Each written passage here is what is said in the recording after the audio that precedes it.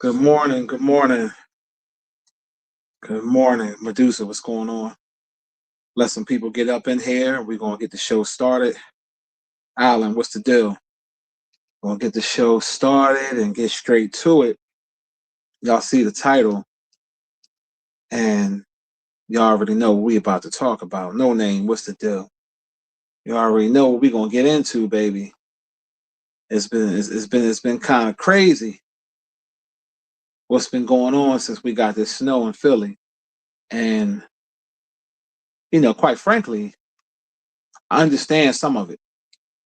Now I'm gonna break it down the parts that I understand and the parts that I would say I don't understand because it ain't really that deep type situation, but I understand some of the frustration what's going on in the city.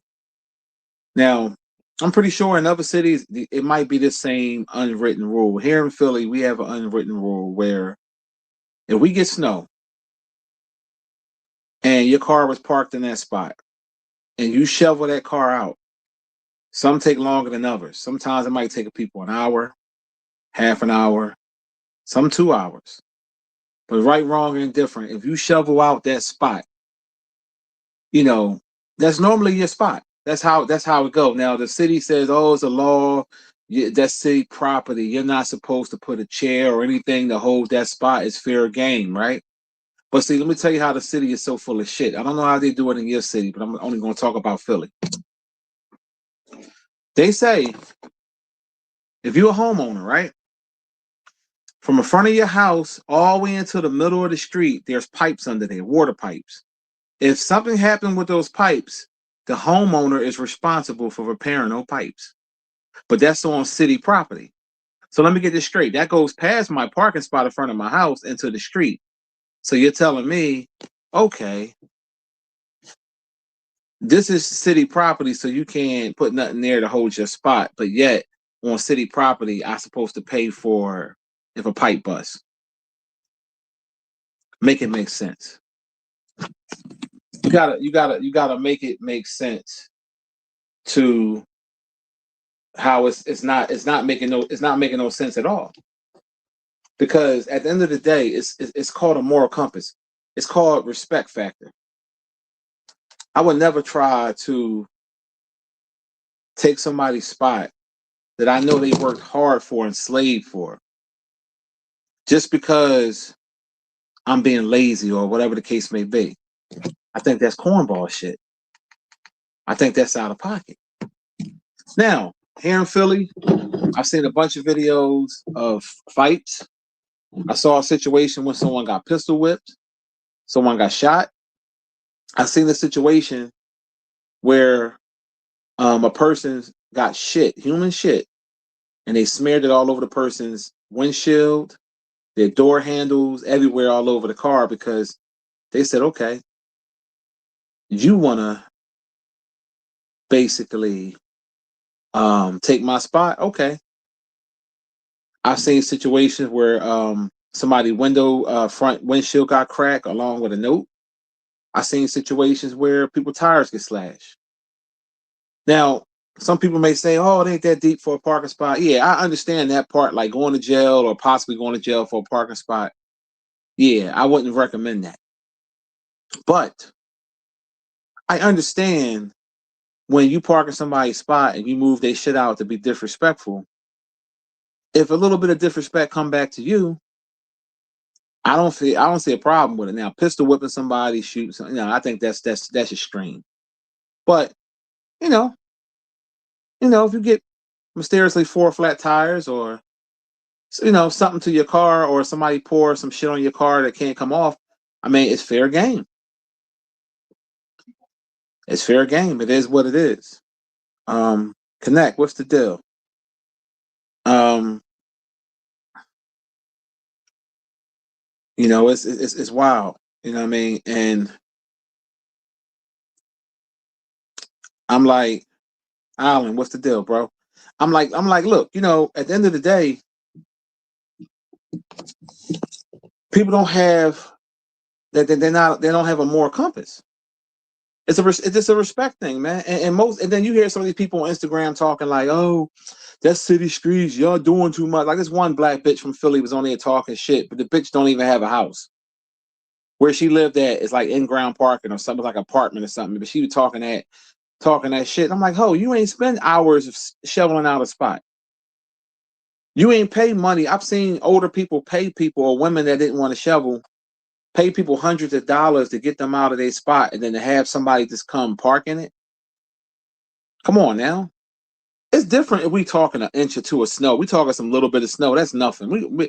But Philly got between 9 and 10 inches of snow. Some areas got 12. Extreme cold temperatures. Today's supposed to feel like 4 degrees. No, excuse me. It's supposed to feel like 0 degrees today. Every day has not hit over 20 degrees as a high. So all that shit is ice. That's all it is. Strictly ice. And the streets department did a horrible job. It's blocks in South Philly and certain areas of the city that cars can't even drive down them. It's so bad. People that's already parked on the block, they stuck. Because the city decided, hey, we're not going to go down that block. We're going to pick and choose what neighborhoods we want to plow and get people out. But yet, that incompetent mayor was up there talking about we're going to get to every single block and we're going to do this and do this and do that. And was up there talking big shit. But politicians are what? Professional liars. A lot of them got good silver tongues and they talk the gift of gab and they know how to get people. It's no different than a preacher. A pastor and a preacher ain't nothing but a person with a silver tongue that have a little bit of knowledge about what they're talking about. They know how to, no different than a pimp. If you're a pimp, you got to have a good mouth game. Preacher, mouth game. Politician, mouth game. That's what it is. That's what it is. It don't make no sense. None. What's the deal, bro? Salute. It don't make any sense at all. And a situation happened in Kensington where the dude took the parking spot. They got the rumbling. The one guy had a knife. The other guy had a gun. The one girl, they put their weapons down to rumble, that was very commendable. I appreciated that. And then the woman picked up the gun and started beating the bull in the head. They all got locked up. I don't know what's going to happen out of it, but I'm not saying you should be pistol whipping people over a parking spot or shooting. No, that ain't what I'm advocating for. But what I'm saying is I understand their frustration. Now, sometimes you do have to control your emotions and your anger. I get that part. But I can understand why a person will crash out. You come home or coming from wherever you coming from, work, wherever you coming from, and you thinking, okay, I'm going to put a chair here. I put things here to let you know, hey, I don't want you taking my spot. I dug this bitch out. And the person moved that shit and parked their car. They think there's a person just going to let that slide. I mean, you must be an idiot to think that. Because that's the problem. See, people do shit when it's not happening to them. Let you go out there and break your back and then somebody take your shit. How you think you gonna feel? You gonna have evil thoughts. It's a human emotion. Some people act on them evil thoughts. Some people don't. But you're gonna feel some type of way like, damn, really? Yeah, real talk, Medusa. Yeah, a lot of the snow plows, they push the snow up against the cars and they freeze up. And that's the thing about it. People are shoveling twice. They dig their car out, then the streets the streets department that do come down the block plow you back in, then you got to dig it again. And then think about it, did it twice, right? And then a sucker ass nigga gonna come take your parking spot. Come on now, that's cornball shit. It really is. And just like that chick that was on Instagram talking shit, like, bitch, you don't even own a house, so you don't know what people are going through. You don't understand, what that is. If you live in an apartment place that have their own parking lot or in-ground parking or out-ground, they make sure that shit is shoveled and plowed out for y'all to have spots. When you're in residential, because even when you have a garage or you have let's say you got a driveway, you could fit a car. Some people have more than one car. So you might got one car in the back, but you might got to park in the front too. So hence you got to have, Your shit shoveled out.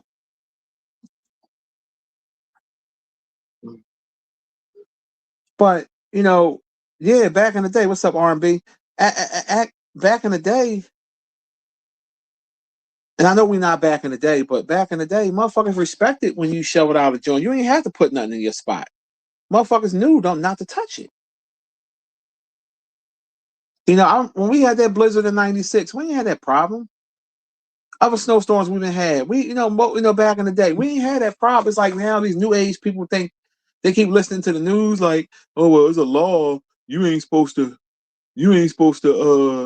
hold that spot. Like, man, fuck all that. The law is full of shit.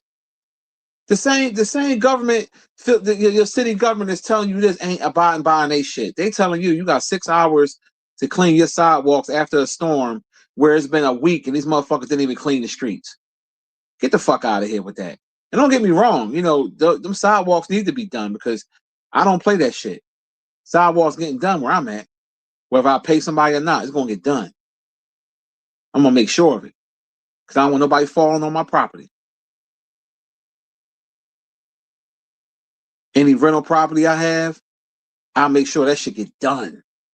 Even though it's the person that's renting the responsibility, but I let them know I put that in their lease. I am not responsible for snow removal. I'm only responsible for with major things go on with the home, roofing issues, plumbing, hot water heater, shit like that, heater. Other than that, you're responsible for that. If you don't do it, I got it in writing. So if something happened and I get sued, it's going on them. You got to protect yourself because some people will try to be slick.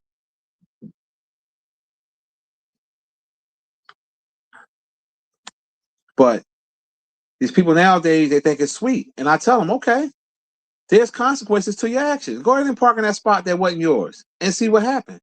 Some people gonna be nice about it, but a lot of I can guarantee you 75% of the Philadelphians are going to do something to your car, one way or the other, whether it's a flat tire, it's gonna be something done. I've seen videos where motherfuckers put the snow back on their car, snowed them right back in. Since you want to take the spot, you want it that bad, you gonna dig this motherfucker back out. I've seen it.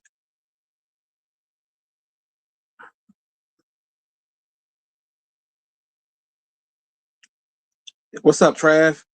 You say you almost snapped on this one guy. He said you seen you about to pull into a parking space, and then he out of nowhere hurry up and sped up in the opposite direction and hurry up and pull in. Yeah, people just do cornball shit, man. And I just hope that I don't get pushed to that point where I have to do anything because I don't want to do anything to nobody property. I don't want to get into no fights. I don't want to get into none of that. But you park in my spot, I can't guarantee what's going to happen. I'm not going to incriminate myself, but you know, I can't guarantee, that I might, if I see you doing it, I might respectfully ask you to move. And then if you don't want to move, okay, then I'm gonna deal with it the way I feel like dealing with it at that time. I ain't going to jail, but you better believe you're gonna regret parking in that spot. Allegedly, you're gonna regret parking in my shit. I'm sorry. Like my homeboy on Facebook gonna say the other day I was talking about. He gonna say, "Oh, I'm gonna ride past your block on purpose and park in your spot." I said, okay. I said, you must don't like your car.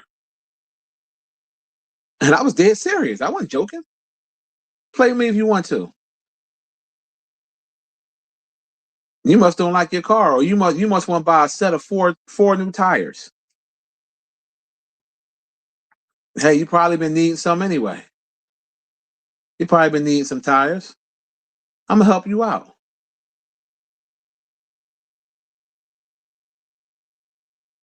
Yeah, we're not getting no snow this weekend. I'm happy. It's going down close to the down south, but yeah, I'm so happy.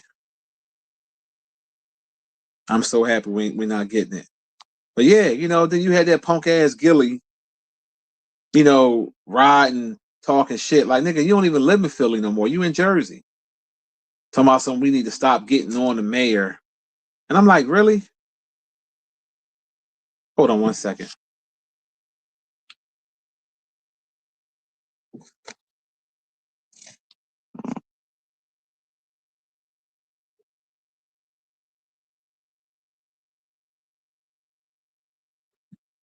Hold on 1 second, y'all.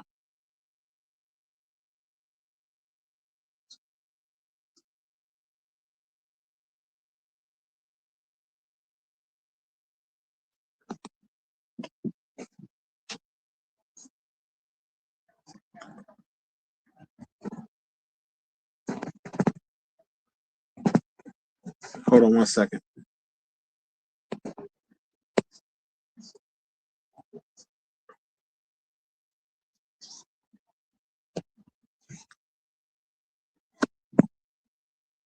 Yeah, I'm back.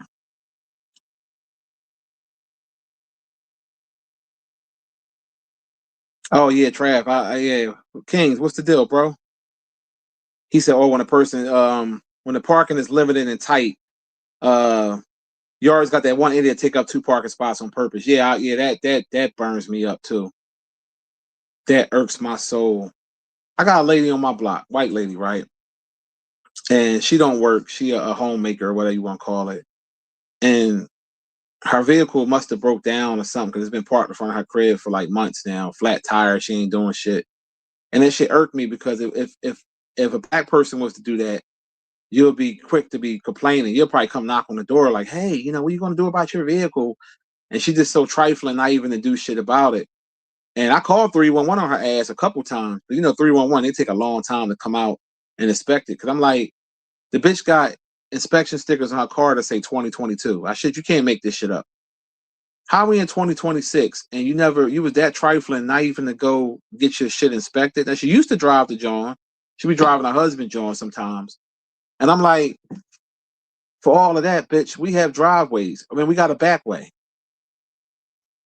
We got a back with it. You can park a car. Park that piece of shit or get it towed and put. You know what I mean? Like, I don't know, man. Some people just irk the shit out of me sometimes.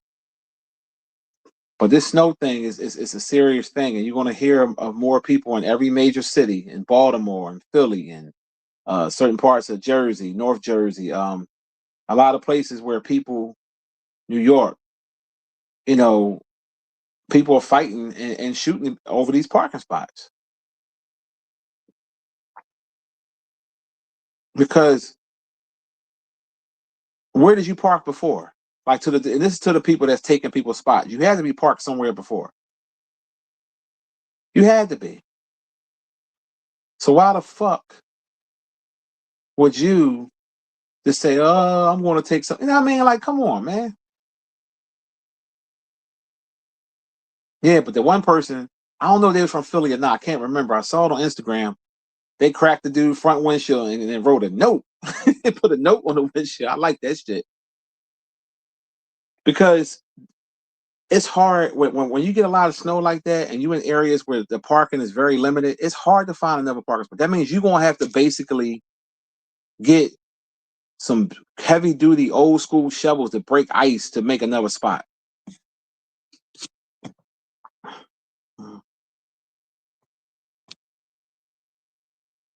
You know, that's just wild.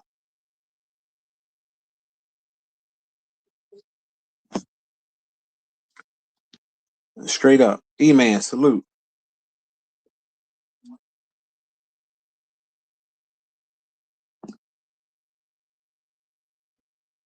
V-Tart, what's the deal?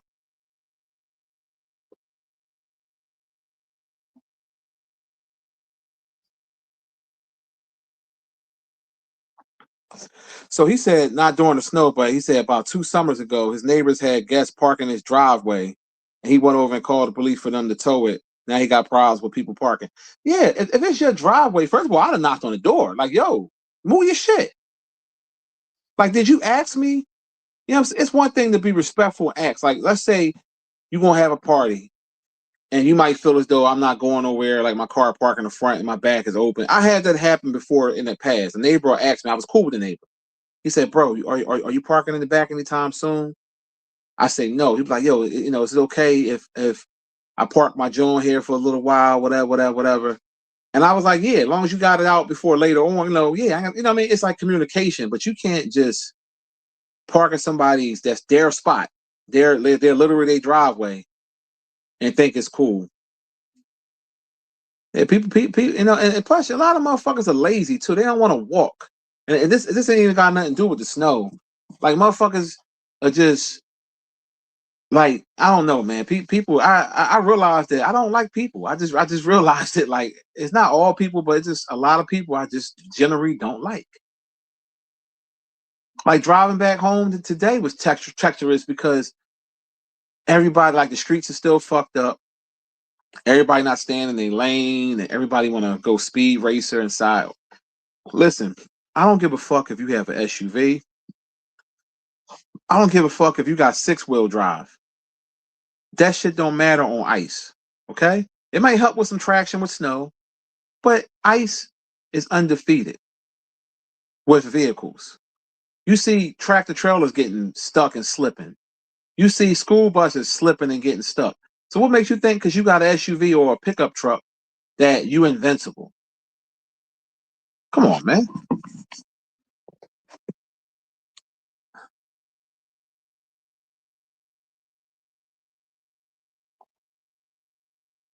It's real disrespectful. Michael, what's the deal? Lonnie, what's going on?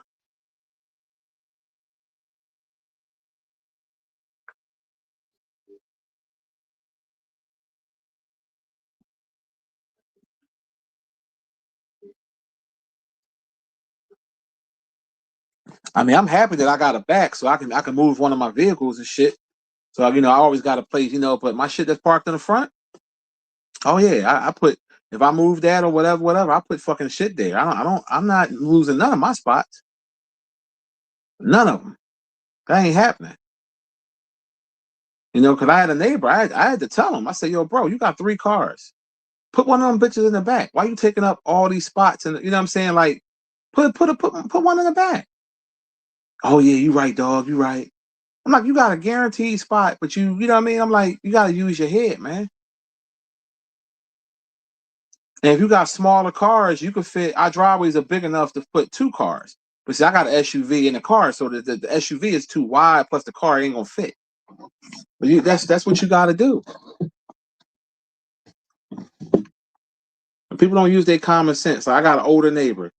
She parked our shit in the front, and she left her shit there. She kept, somebody. I think her nephew or somebody dug her a spot. Dug it out for her. She an older lady. She in her 80s. So if anything, her nephew will go to the store for her. Or she asks me, I'll do it. We always look out for the elderly. I know I do. And she always been nice to me. Nice white woman. Always. I ain't never had no issues with her. Very sweet lady. So I'll do shit for her because she's a good human being. I don't even see about her being white. She's just a good human being.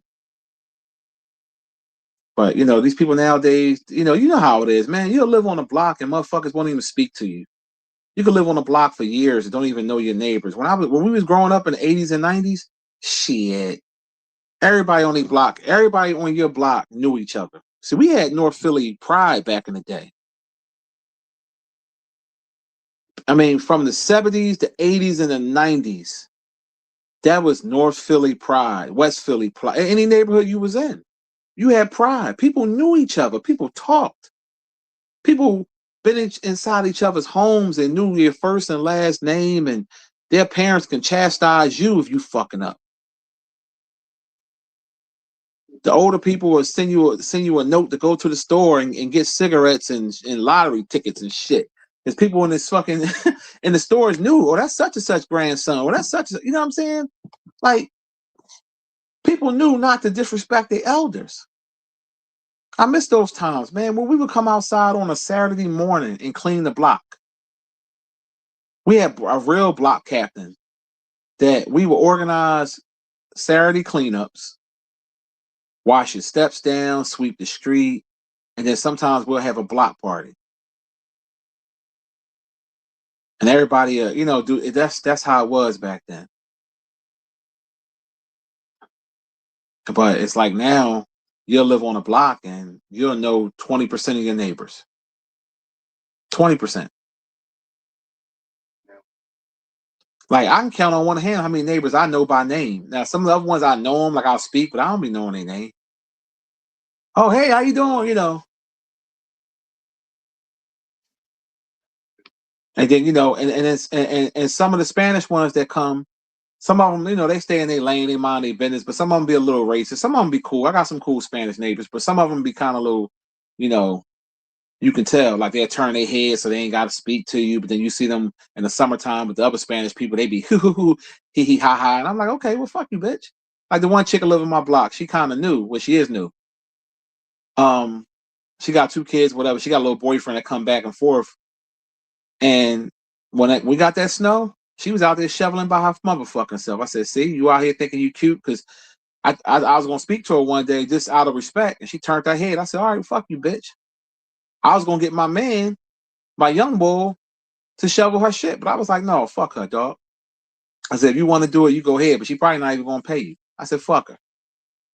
She was out there struggling too. I said, you want to act all cute? I would have looked out for you. But the moral of the story is we live in a messed up time now, and it's a shame.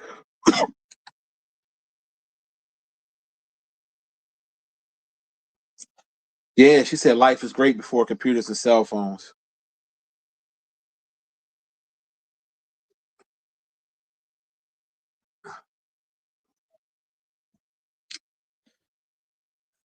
Yeah, yeah, she was struggling like a mug. Yeah, I corrected it, Lonnie. That's why I said everywhere. We, it wasn't just North Philly. It was everywhere that people was cleaning their blocks and stuff like that. Because I grew up in two neighborhoods that were very close by. So I grew up in Huntington Park off of 6 in Cortland, 6 in the Boulevard, and I also grew up in Erie Avenue because I went to school there and I was at my grandma's house every day. So I grew up in both places basically, and even on my grandma block, everybody, I was like basically like I lived there because I was there every fucking day. Till my mom or pop picked me up from school, picked me up from when they got off work. So I knew everybody on that block. Everybody knew my mom, my grandma. Like it used to be a store right there. This is all my Philly people. It used to be a market right there on 20th Street, 20th area. I know what I'm talking about. It's a church now. It used to be a market. I can't remember the name of it. Saved my life. And my grandma would just send me around there. Oh, that's Miss Dixon grandson. They knew who I was. You know what I mean? I played her little lottery and get the little shit. And then now they turned into, a long time ago, they turned into a church. But it was community. Erie Avenue. I used to walk to the fucking area to the avenue at 12 years old. No problem. My mom would give me money to go buy some Timbs. Yeah, go to the avenue and get yourself some Timbs. And I remember I was a young boy, right? I ain't know no better, right? I go up to the avenue. I bought the fake Timbs. I ain't even fucking know. My uncle was roasting me. I bought the ones that said TIMS on them and shit. I ain't know. I'm 12, 13 years old. I go around there. My mom like, oh, you got change? My uncle looking. He said, what are those? And I remember he was laughing at me and shit. That's why I had change because they were cheaper than the regular Timbs. But you can walk around there as a kid back then. And don't get me wrong, it always was, like the hood, but it was a little bit more respect for children and elderly. You know what I'm saying? I remember those days going on Erie Avenue, shopping on the avenue. They had a store down there. They used to sell like kids' clothes and stuff. You can go there and get a suit, shoes, all types of shit. Shit was fly. I can't remember the name of the store. I don't even think they're there no more. I vividly remember going down there with my mom and shit. And I also used to hang down off of Lehigh, off of 12th and Lehigh. My aunt used to live down there, so I used to be down there a lot. And um, that's definitely the hood. But people disrespected elderly and kids and women. And it's not like that now. Like you got to really watch out. Elderly people, is no respect. So um, I ain't advocating for nobody to put no hands on nobody for a parking spot or shoot them. Don't put yourself in no jail. But if you can allegedly do something to that car without getting caught, who am I to tell you you're wrong? I'm just keeping it 100 with you. That don't mean I'm going to do it. I'm just saying allegedly. If you was to do it, I would understand. Like whoever put that shit all over that person's car, they was pissed off. I mean, you got to be pissed off enough to take a shit and take it with you. Put some gloves on and smear it all over the person's car. Like you got, you got that's yo, that's some premeditative pettiness right there. But I understand. I do understand though. I really do. Prime example, like I remember people at one of my old jobs, right? We had a serial lunch stealer. This motherfucker was stealing people lunch. And I remember they put something in his shit to fuck his stomach up. And that's how we found out who it was. And that shit was so fucking funny. And he got real sick too. He got, and the supervisor was kind of mad. We never told who did it. We know who did it, but the supervisor got mad. And we was like, how you getting mad when this motherfucker taking people lunch? You work hard, you ready to bust a grub, you go on your shit and it's gone? Come on now. Come on. I mean, he could have did worse. At least he didn't poison him to kill him. You know what I mean? He just fucked his stomach up.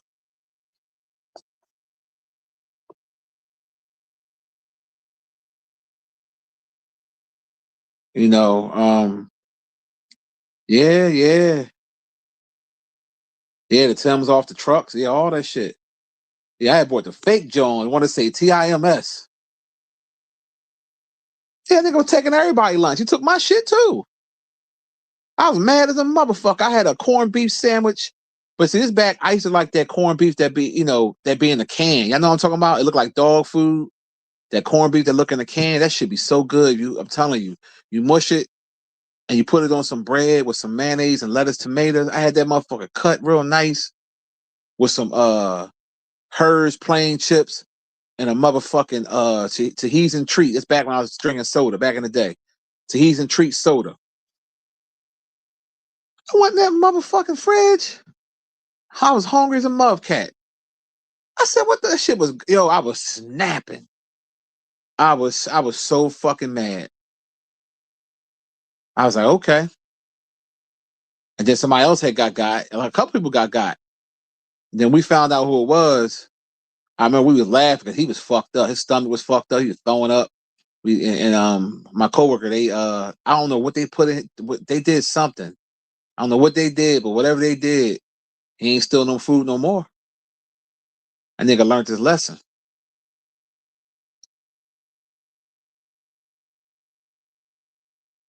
I was just like, man, shit was crazy than a motherfucker.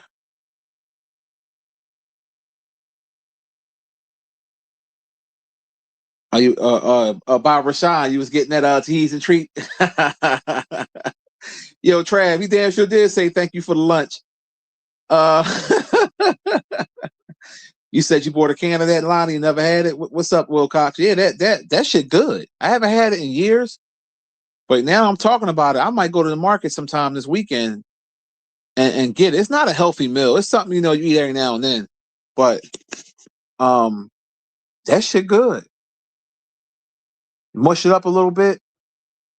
I'm telling you, get some you gotta have some good mayonnaise, a little lettuce, tomato.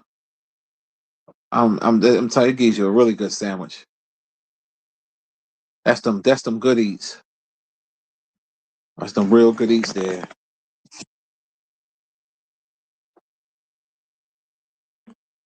Hold on, y'all.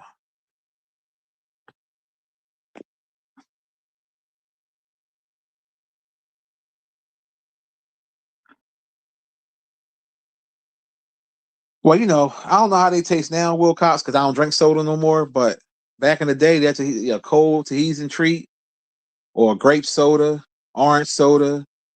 You know what soda that's overrated and I never liked it? It's disgusting to me, and people be acting like it's so good. Root beer. That's a nasty ass soda. I used to do the ginger ale, the black people's medicine, grape, sometimes orange. Back in the day, I did Mountain Dew, Tease and Treat, black cherry Wisnik from Frank Sodas. All my Philly people, you know what I'm talking about. They had the little store, they had the little warehouse spot. But you get a real good ginger ale. Your mom say, "Yeah, drink a little ginger ale. You sick or whatever." Shit. Man, root beer nasty, Wilcox. Root beer is disgusting.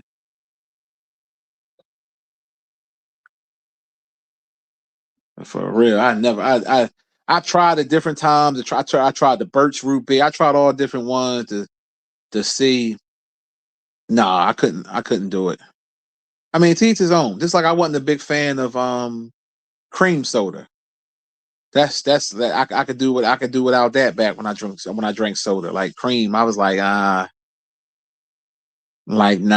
I'm good.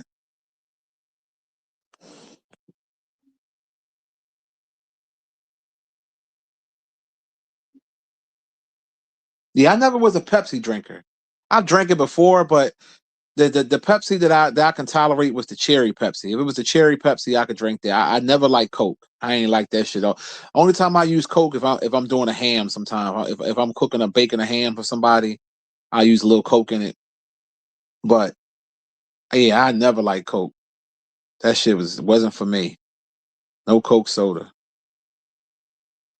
But yeah, I remember the Mountain Dew. Shit.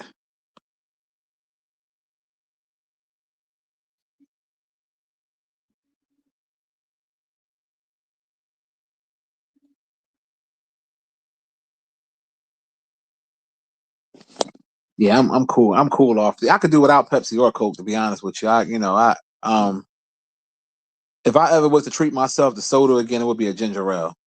Like that's what I mean. Like I just really gave up soda and juice because it just you know it was a lifestyle change of more of the sugar intake. Because when you really read the back of how much sugar this shit be having, especially a can of soda, you be like, God damn, this little can of soda got 45 grams of sugar.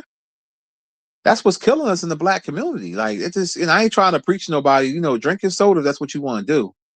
But I know for me, I compromise. Like anything we gonna eat or drink is gonna have. I mean, certain things we gonna eat is gonna have sugar. We understand that your body still needs sugar, but if you can limit how much sugar intake you have, I think the better. That's why I drink shit that has natural low sugar, like coconut water. I get organic coconut water. A whole liter will only have 7 to 9 grams of sugar for a whole liter, and it's natural. That's the only thing I drink besides water, and that works for me. And then every now and then I'll have a snack. I'll have something with some sugar in it, but I combat that with exercise and drinking a bunch of water to flush your system out. That's why my A1C has been fucking normal for the past year when it was high before because of that lifestyle change. And it's all about moderation. I was a juice drinker. I was a juice guzzler. God damn it. I'm trying to tell you. I used to drink the fuck out of juice. Apple juice, orange juice, grape juice, white grape juice, fucking juicy juice, cherry that was like crack to me. What? Shit. No wonder my A1C was out of whack. I used to drink that shit every day. I mean, I don't think y'all understand how I was a juice guzzler. I could drink a whole thing of orange juice in one day. Go get that Tropicana. What? And then when I cut all that shit out, a little bit of the lifestyle change. I still eat good, but I still eat a little bit. I had my days. I had days where like last night I ate healthy. I actually had sushi last night and vegetables. I ain't even had nothing crazy. I didn't even eat lunch. I didn't even have lunch. I had breakfast and then I had sushi and salad last night. Salad and I had some steamed broccoli. And I drank a bunch of water so that way I wouldn't be hungry. Because you know how it is when you eat that light type of food that you still be hungry. But I drank like 7, 8 bottles of water yesterday, so plus a cup of coconut water, so I was good. But yeah, it's all about that, man. It's lifestyle changes, man. Because when I cut out that juice and that soda, I lost 28 pounds. So that goes to show that sugar, and the older we get, it's harder to lose the weight because that's just how it is when you get older. Unless you get them shots they got on TV that make you lose all that weight, and then you be looking sick. You be looking all fucked up, and I'd rather gradually lose the weight than to lose it too fast because it's gonna make you look. I already got a big head. I don't need my shit making my head look even bigger. Like no, I can't. I can't do that.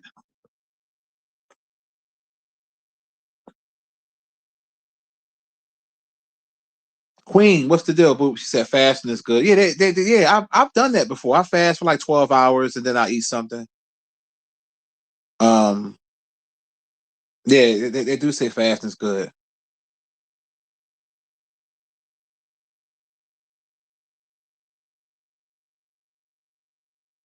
Yeah, coconut water ain't for everybody, South. I mean, it's an acquired taste. When I first tried coconut water, I was in the Caribbean. I was in Jamaica, and the Rasta he went up in the tree and cut the coconut for me and gave it to me. He cut the thing off, and I drunk it right then and there, and it was disgusting because it was hot. I didn't know it had to be cold, and then I was like, oh, I don't like this. And then I tried it somewhere. I think I got it out of a gas station one day. They had the Vada Coca, but it was like a mix of coconut water with pineapple. And I said, oh, this shit tastes all right. So I said, let me try this, the regular coconut water. And then I was in Whole Foods, one of the little healthy stores one day, and I saw they had the organic one and they had real low sugar and it was cold. And I said, yo, this shit is good. And then I read up how it's good for you. Potassium, the vitamins, like the stuff, for us, especially us getting older, it's good for you. And I was like, well, I enjoy the way it tastes. You need electrolytes in your body because if you just drink just straight water with nothing else, I mean, you could be vitamin deficient if you ain't eating the right vegetables or stuff like that. I do take a multi 50 plus vitamin a day. You know what I mean? And I was doing a sea moss gel, but I got to get the regular one. The one I had, the last one I had, it had a bunch of stuff in it, and it was too strong for me. It was giving me headaches.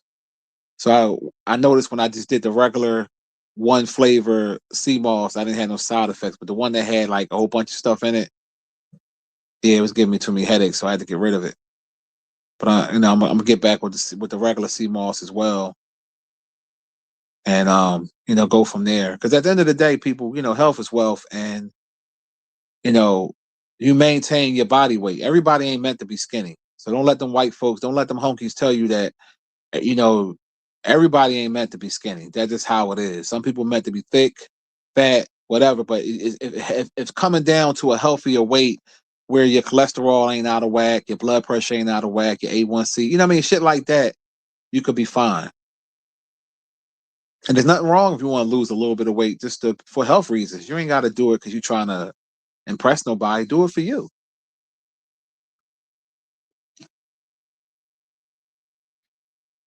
Barbara Sage said he like coconut water and honey. That's right. That's right, family. What's the deal? The Baba is out. So, Baba, let me ask you a question. I know you don't, where you at, New Orleans, you ain't really got to worry about the snow and stuff like that. But um, how do you feel about the topic? Like, if you shovel out a parking spot, right? Get snow, you shovel it out, you put chairs and stuff there to save your spot, and somebody take it. Do you think their car should be vandalized? Do you think something should happen out that situation? I'm just curious to know, you being an older man. And let's say if y'all was getting snow where you at, and let's say that you got out there yourself and you shoveled out that spot. Or let's just say you paid somebody. You say, you know what, I'm an older man. I'm not tussling with that snow. I'm not tussling with 9 or 10 inches of snow. So let me hire somebody to basically shovel. And they shovel your spot out, right? So you can get in and out. And when you go to the store or whatever, you put something there, somebody don't take your spot. Then you come home and someone took your spot.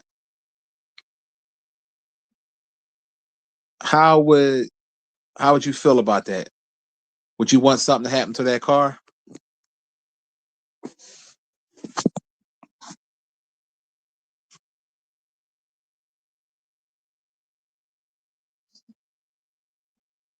Oh, that's right. You're a firefighter, right? Okay, South. Thanks for your service, bro. He said he got to stay in shape. He said running out of burning houses with 65 pounds of equipment is no joke. Yeah, having that shit extra 65 pounds on your back, you definitely got to be in real good shape. Yeah, I salute what you do, man. You're a hero because those type of jobs. literally saved people's lives. So salute to you, and uh more more good health to you and your coworkers. You know what I mean? Because that's a thankless job. That's a thankless job. And I don't know why it is, because y'all are heroes. Firemen are heroes. I don't give a fuck what you're talking about. EMTs are heroes. Like, people that save people's lives are heroes to me. And people that keep people safe are heroes to me. Like airplane pilots. People take that shit for granted. You up in the air. These motherfuckers are heroes. They getting you to, you know what I'm saying? If they do something wrong, guess what? You going to see, as Barbara Rashan would say, Sky Daddy Jesus. You going to see Sky Daddy. That's what's going to happen. You're going to see Sky Daddy Jesus if that pilot don't do what he has to do. And that's just the reality of it. So that's why I always, if I see the captain when I'm walking off the plane, you know, I thank him. Thank you for getting me here safe. You know, for real. He says a damn shame these OnlyFans models get paid more than a firefighter. Yeah, they get paid more than a lot of people. Some of them OnlyFans models get paid millions of dollars a year to be fucking thoughts.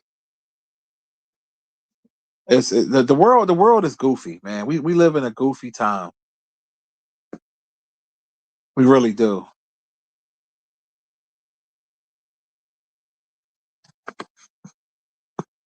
We really do. And we talked about that before, how the real people gotta go through shit, and the fake motherfuckers be the ones that that get it. I watched it was an older interview that popped up on my feed. It was Candace Owens and damn, I forgot the guy's name. What's that guy's name, y'all? I think he black and Spanish. He gay. He got curly hair. He had did an interview with Candace Owens, and they were kind of going back and forth. He definitely a part of the Fudge Packer community. I just can't think of his name right now. It's on the tip of my goddamn tongue. What the hell is this dude's name?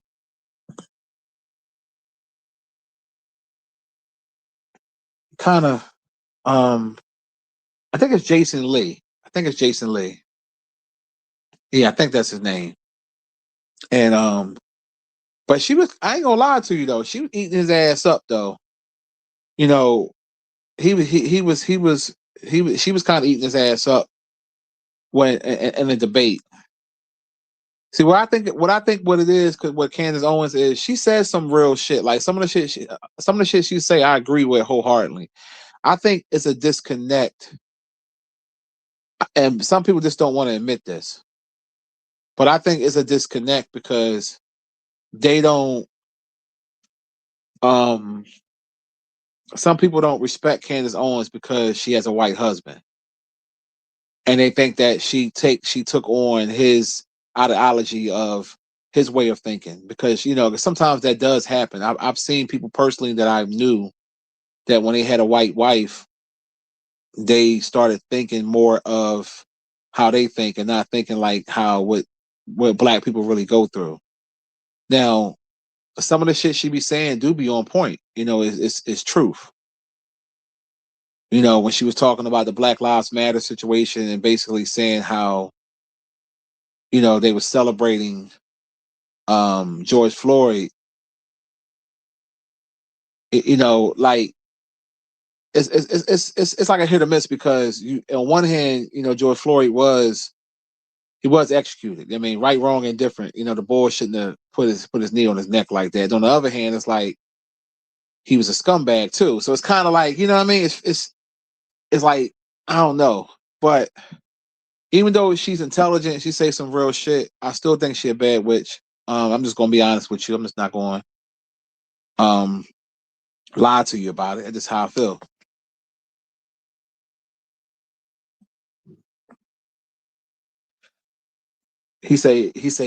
Trill said he think Canzone was smashing Charlie Kirk. He said nobody can make me believe different. I wouldn't be surprised because she was a little too invested in that. I wouldn't be surprised. But again, it's the same thing how people have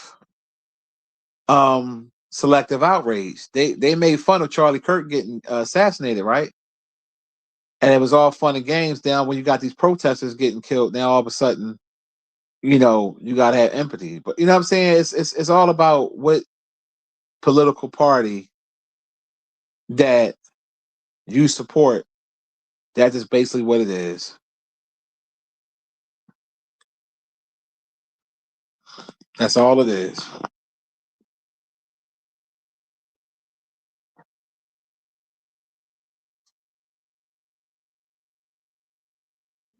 She's a Tever South. I didn't know she was a Tever. You said she yeah. Oh, I so she'll never degrade Caribbeans because she's one. No, well, see, that's bullshit. Because if you're a Caribbean, you still considered black, but you're trash black Americans, but not. You know what I'm saying? I'm an equal opportunist trasher. If you wrong, whether you white, black, Hispanic, I don't care. I'm going to speak it out. I ain't one of them guys. I love being black. Let me make that very clear. I love it. If I could do it all over again, I'm still going to choose it. I love it, but I don't love everything about our people. So if our people on some nut shit, I'm gonna call it out. If our people want some positivity, I'm gonna give praise. Same thing with white people. I'm not a white ass kisser. If you out of pocket, I'm gonna call you out. If you good folk, I'm gonna give you love. Oh, she a Tever. Okay. Um. Yeah. You know. You meet somebody and you marry them. Then she marry her husband like the first like week they've known each other, 2 weeks or some shit. Like that's weirdo behavior. I'm sorry. I met people in the past I might have had a connection with, like, we got along real good. But I ain't think about marrying you in 2 weeks. Like, you don't get the fuck out of here. And speaking of that, this off the subject for a minute. I was talking to my homie, right? And he was telling me how bad it is out here in the dating world. I was like, yeah, I know. He was like, yo, man, these dating sites, these motherfucking chicks be tripping. And he was telling me a story how these women be on there with all these demands and all these expectations, but they don't bring nothing to the table. Like they be broke, don't be having shit, but want you to have the world. And I was like, this is why they on them sites single. I said, you already answered your question, bro. I said, you know, men need to start thinking like how some women act. I don't like that gold digging shit. But I'm not mad at a woman if she say, hey, I want to deal with somebody that has something going on for herself. If a woman just say, hey, I want you to have a job, some income, so that way I'm not supporting you. I respect that. That's how it's supposed to be. But some of these women don't got a pot to piss in nor a window to throw it out of. They want you to have the world and they ain't got shit. Or some of these women that get on Instagram and these sites and they show they half naked bodies, and then when a guy inbox for some pussy, all of a sudden he's a pervert or he out of pocket, he thirsty. But yet you on here thirst trapping. You get women that be on these sites. He was telling me they be half naked, posting pictures with their butt out, and then put on a thing. Know this, know that. Oh, if you trying to fuck, but keep it moving. What the fuck you think he hitting you up for? So let me make this make sense. You putting sexual pictures up there and then gonna say you ain't trying to fuck. So what are you trying to do then, bitch? Like some women are fucking delusional, and this is all races of women. This ain't just black women are fucking delusional, and that shit's sickening. I feel bad for motherfuckers that gotta pick a wife out of this bunch. I really do. That shit disgusting how some of these people be acting. And I just be sitting back laughing. Like I saw this one dude, he was begging a porn star bitch on Instagram to fuck. The girl Jasmine, something, the real dark skinned girl. She's not even all that. And he's begging this bitch, I do anything, I do. I'm just like, you the reason why these women think they more than what they are. Yeah. Trav said social media messed them up. You going on 6 years, Trav? That's what I'm talking about. Well, that's why Nicki Minaj kissing up to Trump because she want to get that full citizenship. That's why she doing that. The moral of the story is, as a woman, you can't put yourself out there as a sex object and then get mad when a man come at you for sex. Make it make sense. See, they have selective outrage. If it's somebody they really want to fuck, they'll come off. It ain't gonna be no problem. If it's celebrity crush or a guy that they really attract, you know what I'm saying? You know how that go. You'll hear women talk that shit like, "Oh, if I see Eager's elbow, if I see Usher or this person, I'll fuck him on the spot." But yet, it could be another motherfucker that's attractive too, trying to holler. You want to act like you such a lady, but yet you just sit here and say, you know what I mean? He's still a man. He's just a celebrity. He's still a man. You can't have it both ways. But fellas, start treating these women the way they treat you. Give them the same energy. If these hoes want to come with this, you better have this. Okay, well, you better have something too. Some of these chicks don't even be having a car. It's 2026. How the fuck you grown 40, 50 years old without a car?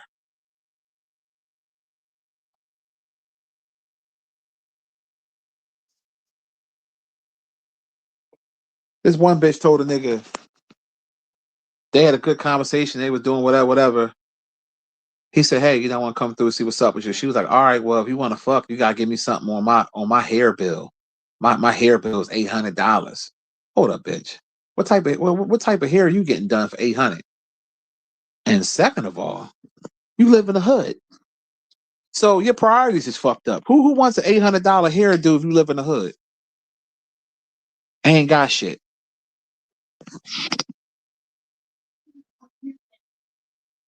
You said how much for me to go and pop the balloon?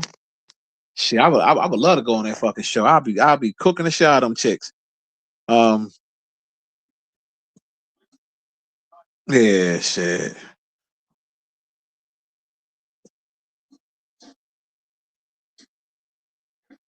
Yeah, all them simps, man, they be out of pocket. They acting like they dimes and shit. Like that pop the balloon show, it's like them women are dish you, right? Come at you for being short, come at you for whatever, right? Then as soon as you say something back to them, what's the first thing they say? You doing too much. Don't do too much.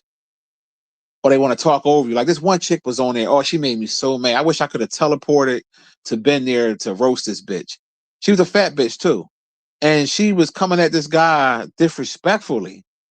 And he was trying to get his word and she wouldn't let him get his word in because she knew what he was going to say. She could dish it, but she can't take it. And I was just like, nah. That's why Aaron the plumber was the MVP because he went on that show and he gave them women what they was asking for. Give them the same energy they giving you. Oh, I don't like your pants. They too tight. I don't like your shoes. Or you too short. Or I just don't find you attractive. But then when he say the same, oh, you just saying that. No, he probably do feel the same.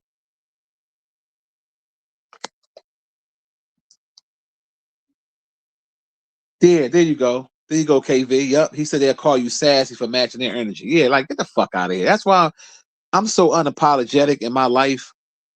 Fuck all that. I'm gonna tell you like it is. I don't take nothing off of no woman or no man. Because at the end of the day, why should I have to? That's why I never did good with jobs because the politics of jobs and the supervisors, it'll always start off nice and be cool for a little while, and after a while, it shows its true colors. That's why it's not for me personally. You know what I mean?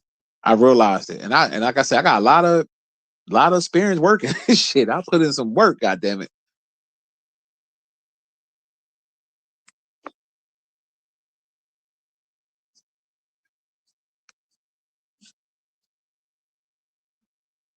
Yeah, yeah. Yeah, if you don't like them, you gay all of a sudden. It's like these females be bums. Some of them really be bums, and they going off of if they look halfway decent. Oh, you gotta like these women be online. Oh, I don't like y'all 50-50 guys. Shit. Well, bitch, you don't like you gonna stay single. Cause if you find a guy that's gonna take care of you financially, he's gonna cheat on you like crazy, and he's gonna have a bunch of fucking bitches because he likes being a trick. You got guys out here that prefer to be a trick. They enjoy it because they got money. They like being a trick. Like Lil Wayne said, it ain't tricking if you got it. It's still tricking. You just have it. So they love it. But she don't want to build with a real man that's going to love her and rub your crusty feet and be there for you and shovel your car out with snow and do all the shit that a man want to do for his woman, protect her and provide and all of that. But you don't want to help provide with him. You don't want to help provide for the household. You want to be a, you know what it is? I'm gonna sum it up like this: these bitches want to be fucking grown kids. That's what it is. Let me say it again for the slow people in the back. These bitches want to be grown kids. They want you to take care of them like they fucking children. That's what they want. You're a grown ass woman. Ain't no man supposed to take care of you all of your fucking. So what are you supposed to do? Just lay there and give up some pussy, and he got to take care of everything: your hair, your nails, your feet, your bills, your car. And all he's supposed to do all of that when all you giving him is some pussy. Bitch, you enjoying the damn Shango too. So what's the come on?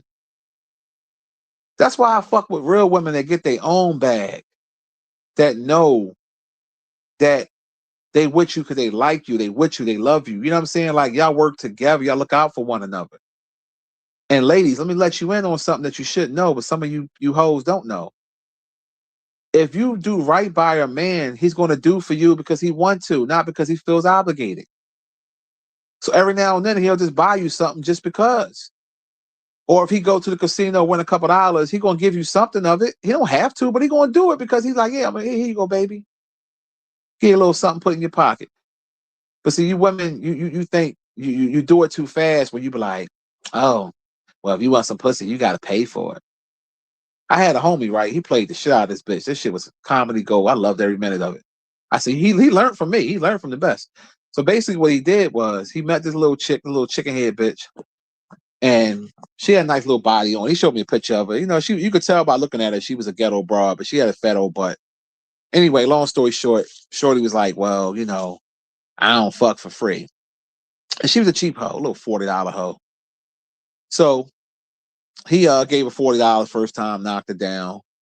Then he hit her with a sob story like, yo, babe, you know what I mean? I need some head. I only got 20 shots. I'm only doing it this one time. And for real, I got niggas offering me 200, blah, blah, blah, blah, blah. You gonna have to come up. He's like, all right. I nigga gave that bitch some of that Amazon money. You know, that fake, that prop looking money, but it clearly said on there, this is not real money, but in the dark, at night, it looked real. Oh, he had me rolling. He said he took him a honey pack, and he knew it was gonna last time he was gonna see her. And he said he fucked the hell out of that bitch like twice, like wore her ass out, had her doing all types of shit.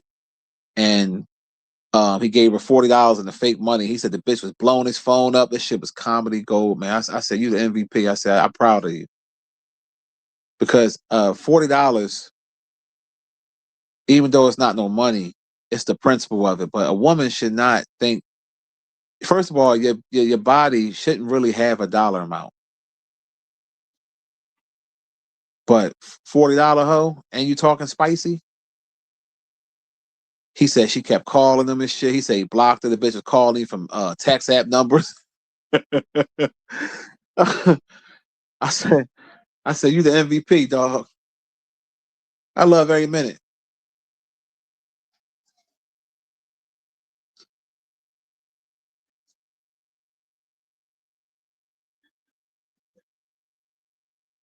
Cashmere, what's the deal? You said your godson was talking about making a killing shoveling. That's what I'm talking about. Sweet D. Sweet D. What's the deal? Goddamn Sweet D. That's what I'm saying. Like all the women I've dealt with in my life done shit for me too. I ain't no fool. You gonna do something for me besides suck on this goddamn swipe?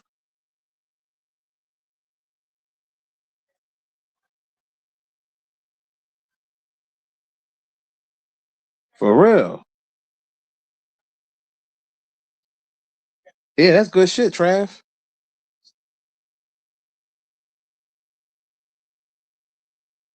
That's what I'm saying, no name. He said most of these hoes talking about paying for pussy, but he said at one point motherfuckers hitting for free. That's the crazy part. I ran across a woman like that back in the day when I used to call the party line. When I worked at the IRS, when I was a subcontractor supervisor. Well, that's where I met Steve at. Me and Steve met this girl in there, and I met the girl. He hooked her up with her girlfriend. Her name was Jocelyn. Never forget this bitch, right? She was a temp worker. And I remember they would hire all the temps, and she was real thick, super. She was shaped like Miss Booty, the porno star. If you know, you know. So I got a number, whatever. Long story short, was banging her, was fucking the shit out of her. We used to go to the Days Inn back in the day on the boulevard, getting our shit in. Bang. So we stopped talking for whatever reason. I can't remember why, but I knew the bitch voice, right? Why I hear the bitch on the party. Now, remind you, I met her at work. I didn't even know she called the party line. Met the hoe on the party line, right? Heard her on there. I'm like, hold up, I know this bitch. She was on there doing twirlies. She called it a twirly for $40.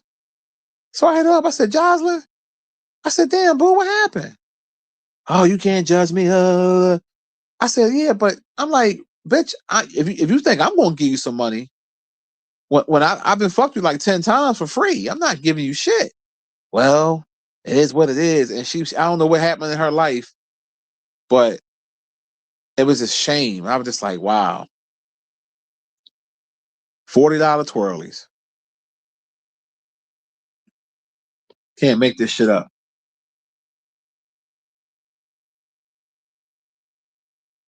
For real.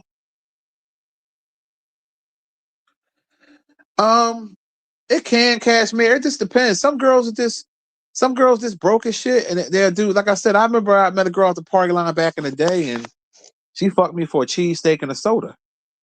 And I think she's gonna give me the pussy anyway, But I mean, she's asked me, can I get her a cheesesteak? I mean, I'm pretty sure she's gonna give it to me, but I didn't mind feeding her. I mean, it's a cheesesteak. Back when I had my apartment, she came through. She said, "Can you get me a cheesesteak and a soda?" I think it was an orange soda. I think.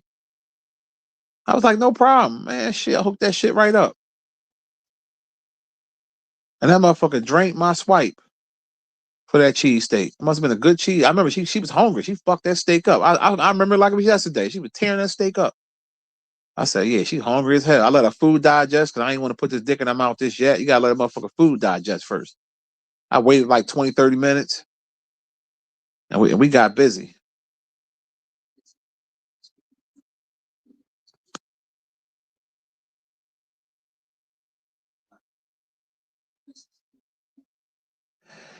Well, she could have said that. She could have, but, you know, I think he had text messages, with her talking about the money and the stuff like that. So, plus she didn't know nothing about him like that for real, for real. So she could have tried to flip the script on him. You right, but that shit had me rolling. I was cracking up. I said she got because he said she had a sassy attitude and she was just like extra sassy and cocky for no reason when you didn't have a pot to piss in. She had no car. She was living in a Section 8 crib. And, you know, coming at the man raw like, oh, you gotta give me this money to fuck.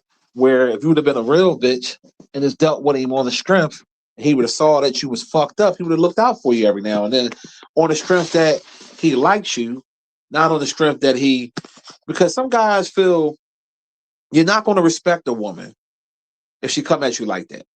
Well, I need money to fuck. So you always going to see her as a prostitute. Even if she might try to sugarcoat it, like, no, it ain't like that. It's just the one time,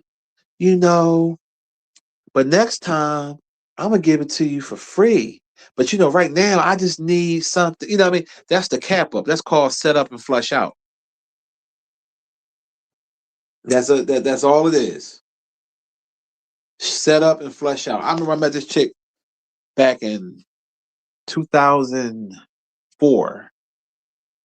Older chick. She was older than me. Had me about at least 10, 12 years. So long story short, she had a badonkadonk. Talking about big ass butt. Like I was attracted to her like a motherfucker. And we talked on the phone, whatever. So we go over crib and she hit me with hey, I don't normally do this, but I do want to do a little something, but can you help me out? I gotta pay my phone bill. I finessed the fuck out of that bitch. And I was mad that I had to do it because I wanted to see her again, but I knew that it just rubbed me the wrong way. And I think she was asking for like $45, $50. It was like she had I think it was for a house phone or something. So I capped it up like I was gonna go to the Mac machine, and she trusted it, gave me the pussy. I told her I'd be right back, and of course I ain't never come back. And then I was, cause I thought about it, I was like, damn, like That shit was good. But then I really thought, like, if I was to give her that 45, right, she gonna come with another sob story again. It's almost like feeding a stray animal. Once you feed a stray animal, they're gonna keep coming. Same thing with my dog. Once I gave Nas human food, he hooked now. He feel every time we eat, he gotta come get some. So it's the same thing with these women. If you start off being a trick, they are they gonna see you as a trick. Because you can't come with a sob story as soon as I meet you. And now if you dealing with somebody that's your woman, or y'all gotta understand, like y'all been dealing with each other for a while or whatever, y'all exclusive, even if y'all don't have the title, and you see your shorty need a little something, it's okay to help her out because that's your shorty. You know what I'm saying? That's somebody you dealing with, you know she would do it for you. You ain't doing it because she gave you some pussy. You know what I'm saying? Like she just fell on a hard time or a situation or whatever. But some of these women, they don't know how to do it. They just come right out from the rip. Like I remember I met this bitch one time. She told me, can you buy me a TV?" Like, what kind of request is that? Like, the fuck? The people are crazy, man. They're fucking real crazy.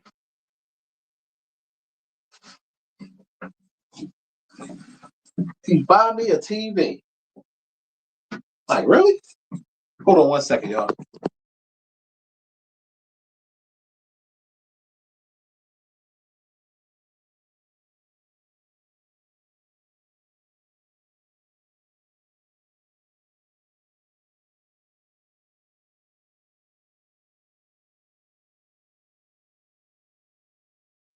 Yeah,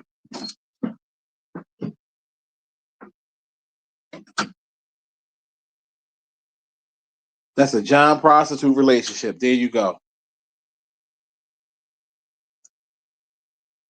Yeah, down payment on that pussy. Yeah. That's exactly what it is. Sweet D says she gotta have her own money because you already paying for the date when you go out. When y'all go out to eat, most of the time the man pays. Most of the time. Now, when you're dealing with a thorough female, she's gonna at least pay the tip some of the times. That's what a thorough female do. A thorough female that has her own money and ain't no struggling ass bitch is gonna reach in her purse to offer to pay for the tip. And sometimes she'll say, "I got it this time, boo. I got it."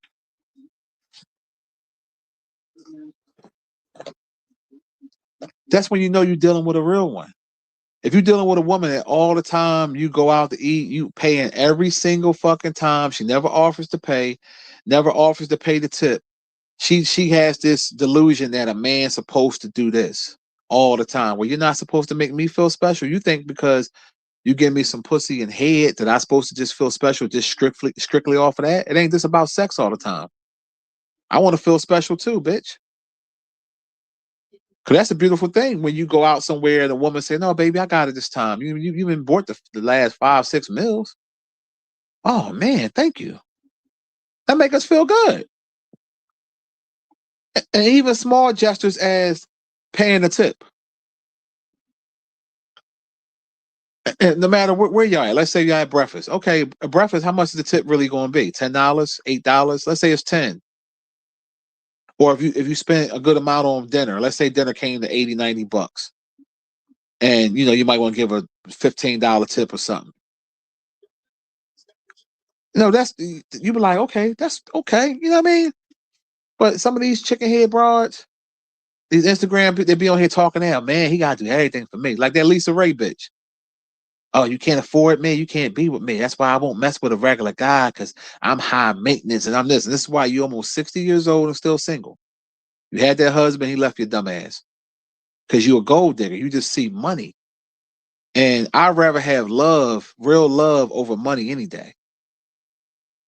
Because you don't want to be like them dudes that's got all that money, but nobody to share it with, no family to share it with, just basically living in a mansion by yourself, and your whole existence is buying whores.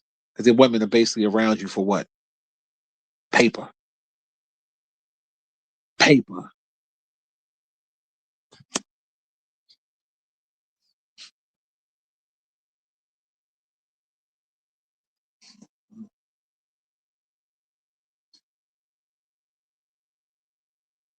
Trav said he was taught that from a senior. He said if you on the third date and she still ain't paid for nothing and she ain't put a dime on that shit, you would put money on that shit, you got to run away. Yeah, because she's basically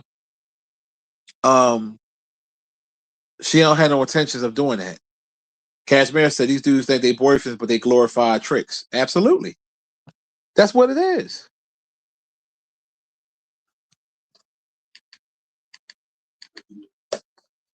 That's exactly what it is. Glorified tricks. And some guys are actually okay with being a glorified trick. You know, I know dudes like, you know, they might have a little smutty buddy. That's what we call them here in Philly. So a smutty buddy is a little chick that might be on drugs or she a weed head, um, pill popping bitch that you can get dirt cheap because she just want enough to get her shit. Where she want enough to get her weed or whatever. So you could throw the bitch $15, $20 and have it your way. And that's just a regular transaction that you want to do if whatever. Like I know little shit like that, but that real tricking when niggas is flying bitches out, spending hundreds of dollars and thousands of dollars, and nah, nah.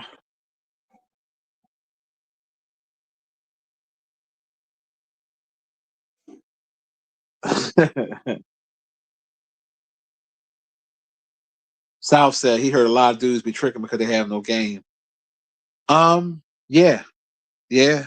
You know, the majority, 75% of them don't. The other 25% do it because it's convenient. It's a convenient fee. Remember, I told you with the boy I used to be cool with. He got a wife, and he would trick on bitches because he said it just straight to the point, and he ain't got to worry about all the whatever. So he, you know, he'll pay shorty $40, $50, knock it down, you know, whatever. But I said, you know, when you do that, that's they always going to inspect that, and then he doing that with bras that you shouldn't even pay. Like they don't, you know what I mean? Like they be real 300-400 pound bitches. And I'm like, you paying 300-400. So let me get this straight. You giving a 300-400 pound broad $30, $40, $50 plus the hotel. Even if you get a little short stay for 60, so that's basically between $100 and $120 that you spent on this big old bitch. Where for real, you could have got that big old bitch for free. And he got mad when I kind of told him that. I was like, yo, I'm just keeping it 100 with you. Like, dog, we grew up together, nigga. You're not an ugly dude. You pull bitches. So why is it that you paying these broads when these the same broads that used to fight over us? Now all of a sudden you paying them?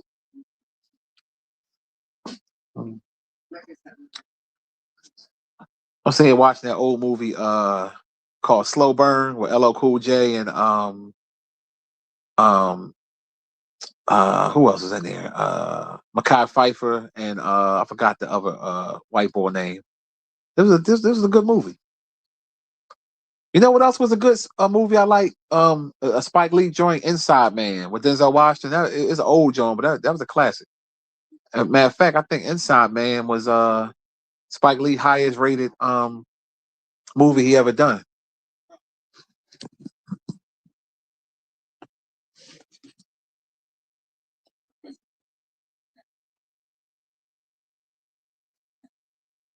You say you seen a midget ice agent on Instagram? Ain't that some shit? Yeah, Trav paying for 400-pound chicks, man. It's insane.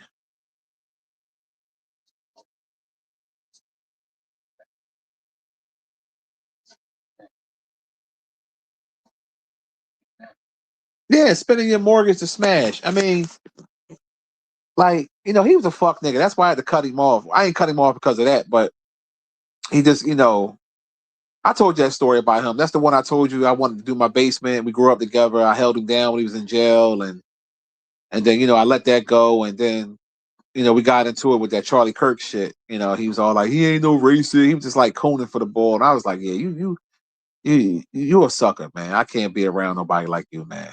Plus, you know we ain't been real friends in years anyway. You know that was more of a elementary, high school thing, early adulthood that we were tight, and that shit. He showed his true colors after he got out of jail. So sometimes, you can know a person for a long time, but it don't mean that you got to stay friends forever. You know. So I just officially cut him. I was just like, no, I'm good, man. And I was telling him, I was like, yo, bro, I said, I know men sometimes do what they do, but I'm like, dog, you got a nice wife that really love you, and you paying these 500-pound bitches at will, and then videotaping it, and like, how fucking stupid can you be? Like, I had to keep it real with him. I said, I ain't no snitch type nigga. Because I got the pictures, you know what I'm saying, of you smashing these bitches that you sent me. So if I was a snitch type nigga, and you can't blame it on AI because the shit you was doing inside the room, and you can see the pictures, like it's just too much. But he know I ain't that type. He know no matter how much you piss me off, I'm not gonna break the man code. But I'm like, dog, like you gotta slow down.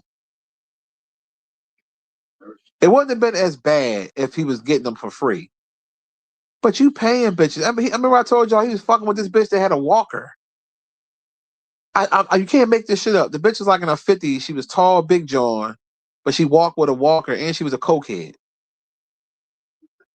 and was giving her money and copping coke for her, giving her coke. And I'm like, what is wrong with you? That shit made me so mad, man. I don't know why I did. I was like, yeah, dog, I can't. I'm cool. You a lost soul.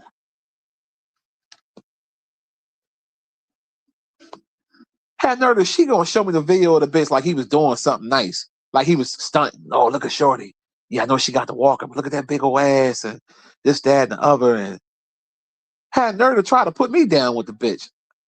That's how I found out that the nigga was doing all types of strange shit. I was like, really? You copping coke for this bitch? You put yourself in danger of getting locked up? But this the same dickhead though, right? I gotta keep it 100. This the same dickhead. The reason why he got locked up back in the day, and some of y'all might remember this story. This stupid motherfucker caught the R bus up the boulevard. He didn't even have a getaway car. Got a gun, caught the R bus up the boulevard, went to this check cashing spot to rob the check cashing spot, right? He actually got behind the glass part. I think he waited for one of the employees to come out. Something he did where he kind of knew. He turned around to shut the door. They pulled their guns out and shot at him, and then they missed him, but then they held him till the cops came. So I said, hold up. Even if you got away with the money, you didn't even have a getaway car. Which you had the bus schedule? So he did 5 years for that. He actually got off easy because normally they give you 5 years by itself for a gun. But this was back in the 90s. But he got 5 years for the armed robbery, the gun, whatever. And I'm like, wow. I'm like, then you paying this fucking bitch and buying a coke to have sex with her because she got a big butt, risking getting locked up. And he got locked up. Well, he almost got locked up. This stupid motherfucker, when he first got out, like a year after he got out, he got a job with Comcast, and he was installing cable. This nigga took the Comcast vehicle with the shit printed all over it, went down Frankfurt Avenue to get a trick, right? In the company vehicle, and it was an undercover cop. And he jumped out the vehicle and ran. He got away, but he jumped out the vehicle and ran. So of course he couldn't go back to that job. You can't make this shit up. I said, hold up. So because at the time I don't think he had a car. So that's why he was using a company vehicle. But I said, damn dog, I said, you was that hard up to use the company vehicle? You was on some, even though it was a woman, you was on some Mr. C shit. Remember Mr. C was using the Hot 97 van to go pick up trannies?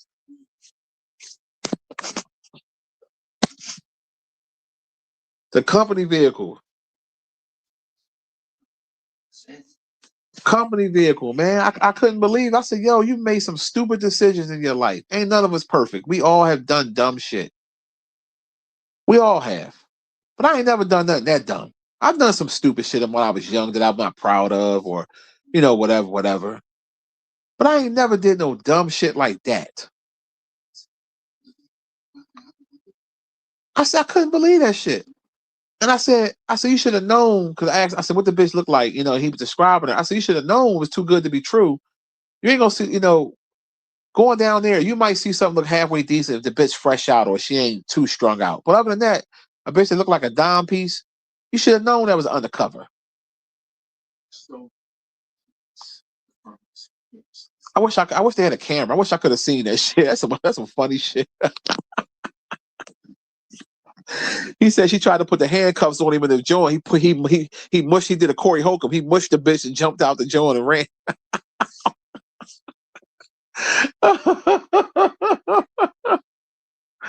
oh, oh man, no, I don't fuck with him no more. Ty, cut the nigga off.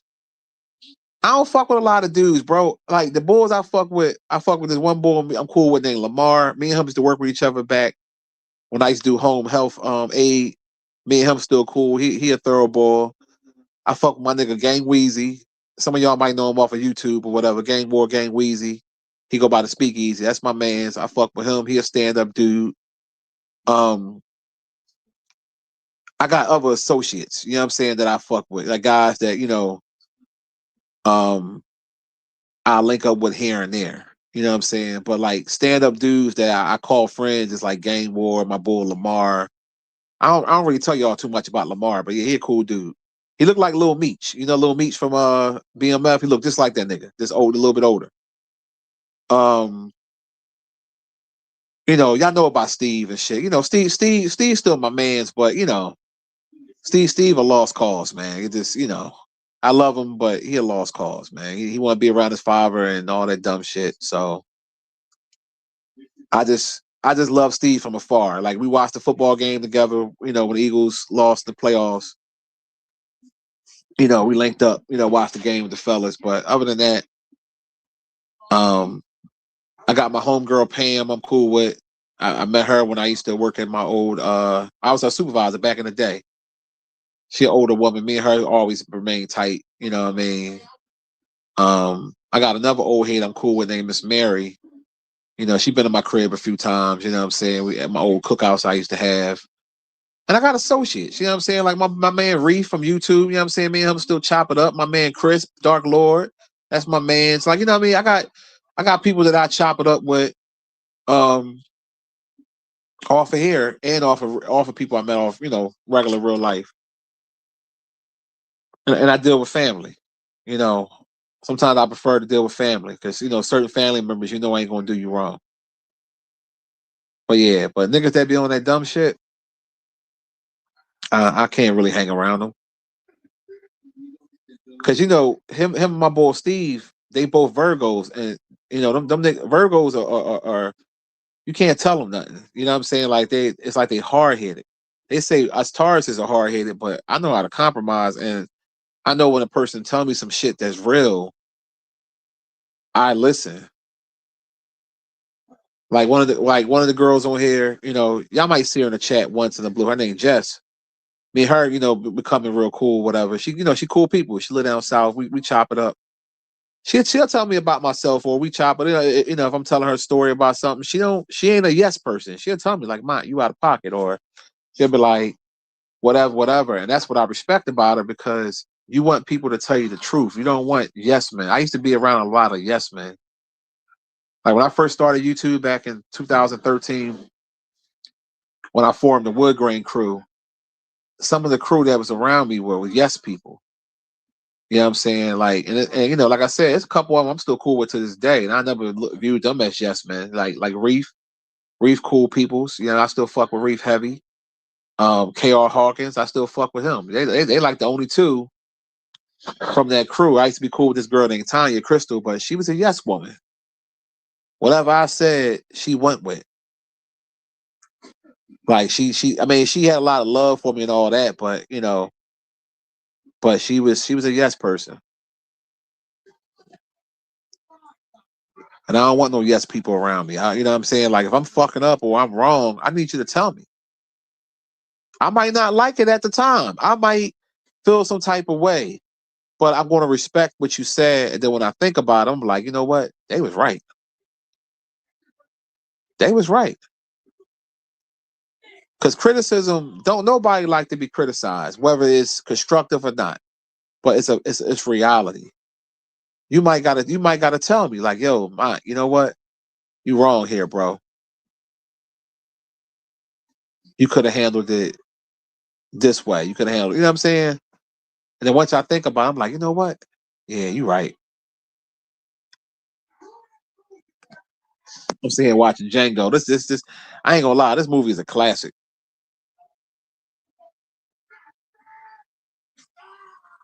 My mom told me the same thing, Cashmere. He says mom always told him, "You lucky to have one true friend." Yeah, my mom always told me that. She used to tell me that all the time. Not everybody your friend. Yeah, yeah, Trail. Steve just Steve. You know what I'm saying? When you know how a person is, that's just Steve, man. You know, the reason why I don't fully cut Steve off because he was there for me when I needed him. And I would never forget that. You know, when a person there that's loyal, you can't just leave him alone just like that. You know, because he was there like when I needed to move, when I was moving, he helped me move. When my mom died, he was right there. You know what I'm saying? Like different times, if we had to get into some shit, you know, which I ain't gonna talk about on here too much, he was there. So you can't just throw that away. I might not like his decisions, what he's doing in life right now, but he never done nothing to me personally, you know. And he a grown man. He got to follow his own path.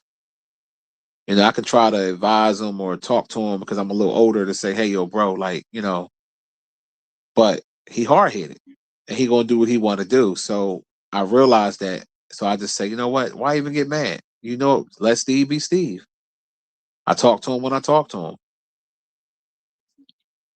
You know, so that's certain people in life. You just gotta let them be them. Hold on 1 second, y'all.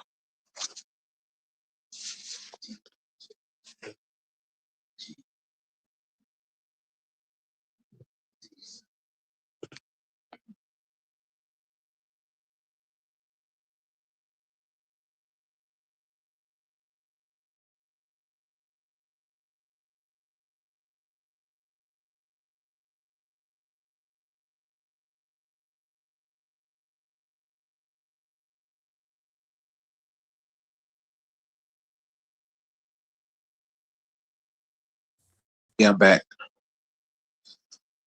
Oh man. Yeah, Trav said the older you get, the less friends. It's a lot of times on average it is like that. You know, sometimes it's from just people dying off. Like my pop, he had like four good friends that they grew up. I mean, like they know each other for 40, 50 years, right? Something a little longer than that. And there's only one left. My godfather Johnny. All the rest of them died. Other boy Dave, Jeff, Ronnie, they all passed on. So he like the only one left. You know what I'm saying? He got another boy named Paul, but you know, Johnny, they go back 50, 60 years. Grade school. You know what I'm saying? They've been around forever. So that's rare nowadays to have somebody, you know, that you known that long and y'all still tight. That's beautiful. You know, plus they came up in a different era than we did, you know, so it was different back then.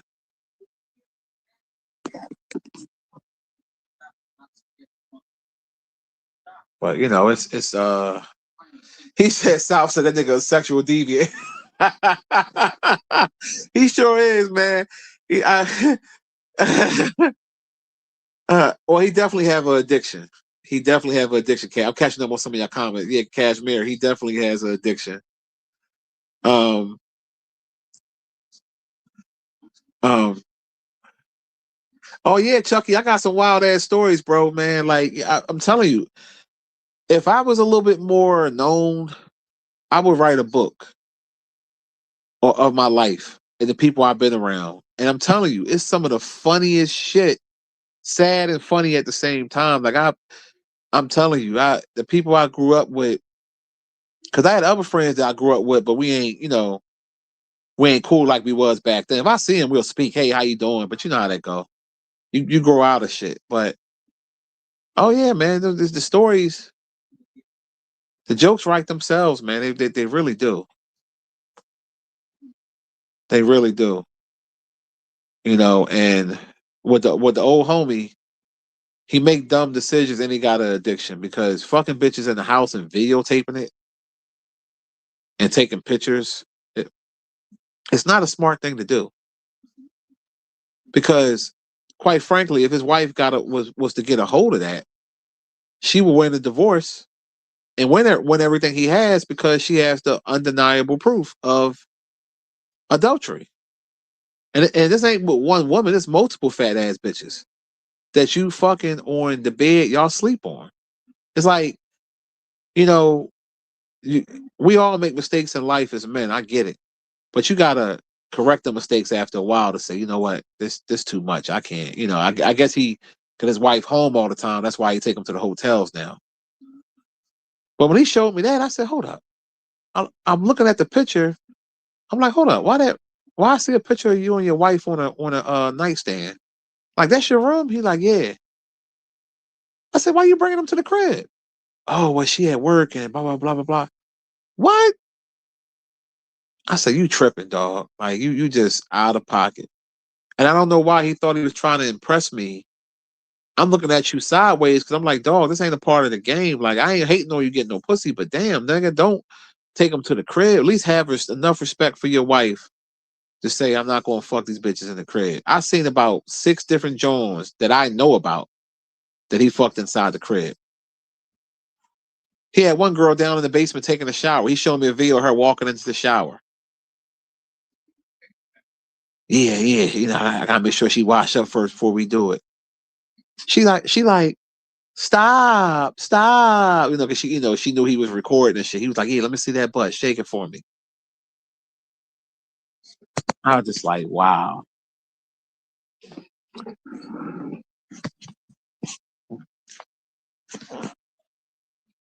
Yeah, they know they being videotaped. Yeah, they know because he have it up on his TV.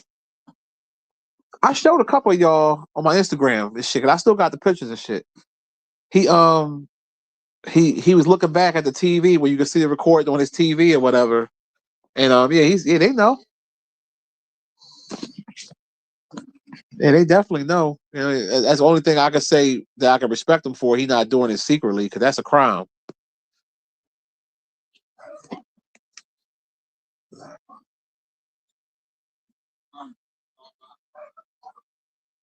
Yep, his wife do look better than these bitches. That's what I'm trying to tell you. His wife look better than the bras that he fucking. Every now and then he'll fuck with a bitch that might got a bigger butt than his wife, but like far as like if you just want to go overall, just looks, and it's not even just about looks. It's about who gonna really have your back and be there for you as a woman, not these bitches you paying $50 for. So it ain't just about no looks.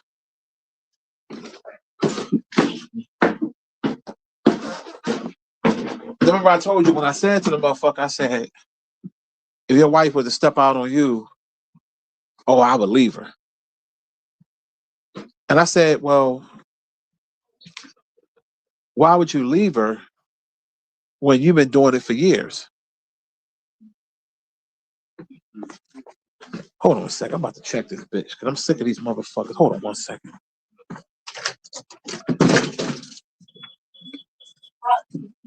Watch out, move, dog.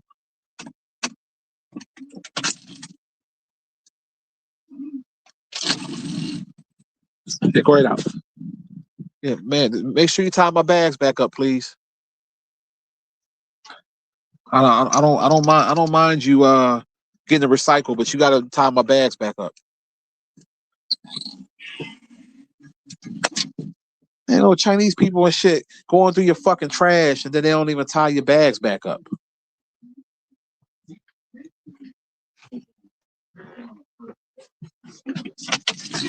They get on my nerves with that shit. Walk around in fucking 0 degree weather, going through people's bags for cans.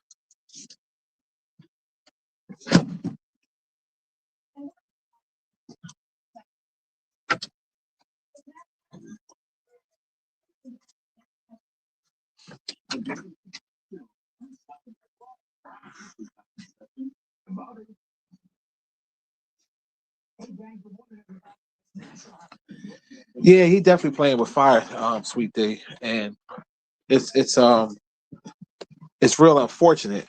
And like I said, his wife, I ain't been around her in a long time, but she always seemed like a nice person. Um, as far as I know, she never cheated on him. I think she had a situation when she was talking to a guy in an email or some shit like that because he got caught cheating before. Like women had called her and said little shit, whatever, whatever. So she got an inkling that he done shit. Um, I remember when I first met her. I think I told y'all the story. When I first met her, I thought it was kind of weird what she was doing. We had a pool party at the spot, and it was basically just the fellas. Really, we just we hanging out, hopping in the pool, and he brought her. So we was like, damn, we didn't know you was bringing a bitch. You know what I mean? We would have, but whatever. We rock with it. We threw some shit on the grill, whatever, whatever. And we in the pool, and I never forget this because I didn't understand like why she was doing that. She was backing her dick, her ass on my dick in the pool in front of him, and I didn't, and I was like, and I'm like kind of like moving back, like what I'm saying. I'm trying because that wasn't his wife at the time, but that was his girlfriend. I'm just like, what the hell? So I don't know if she, I don't know. I just thought that was weird because Steve, cause even I remember Steve talking about it. He's like, yo, Steve talk. He's like, yo, L, remember we call him Bus Man.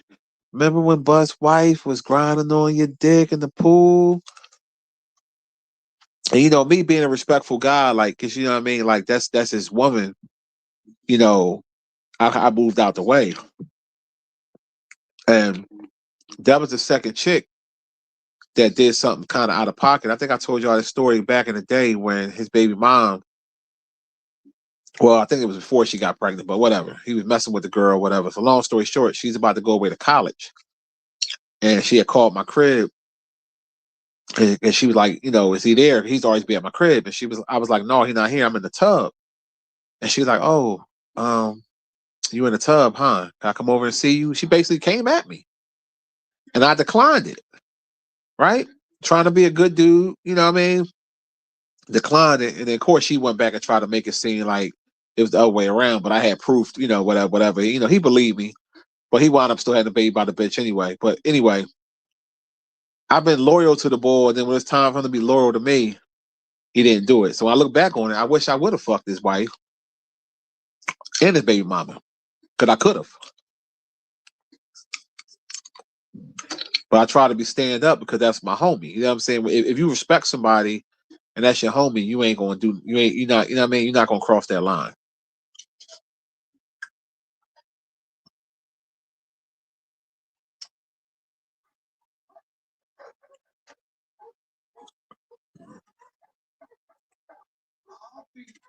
Yeah, he brought her to the park. I didn't know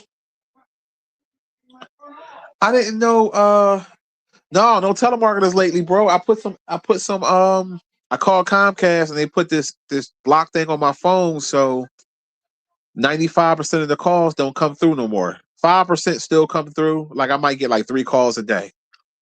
But yeah, them telemarketers don't call. I'm loving it.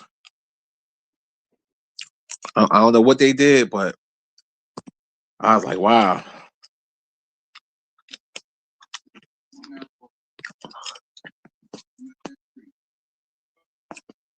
Yeah, I always thought that was weird. He brought her to the party. Like it was just weird, but she did have like a little flirty type of thing to her. And I just thought it was weird. Like, yo, what the hell type time she on? You know what I mean? But um, like even though I unfollowed him on all the social media shit, I blocked him and everything, she still followed me on Instagram. And she still follow me on Instagram. But see, I ain't that type of bull though. Like, you know what I'm saying? Like, do he deserve to get his wife smacked? You know what I mean? Yeah, he do. He definitely deserves somebody to hit his wife, but I ain't going, I'm not on that tip.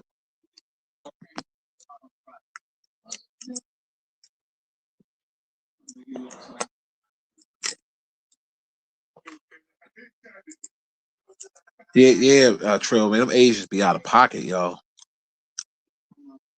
They don't care about the weather. They going through trash, and I wonder how much money they be making off them cans. And they be having them big ass bags full of it too.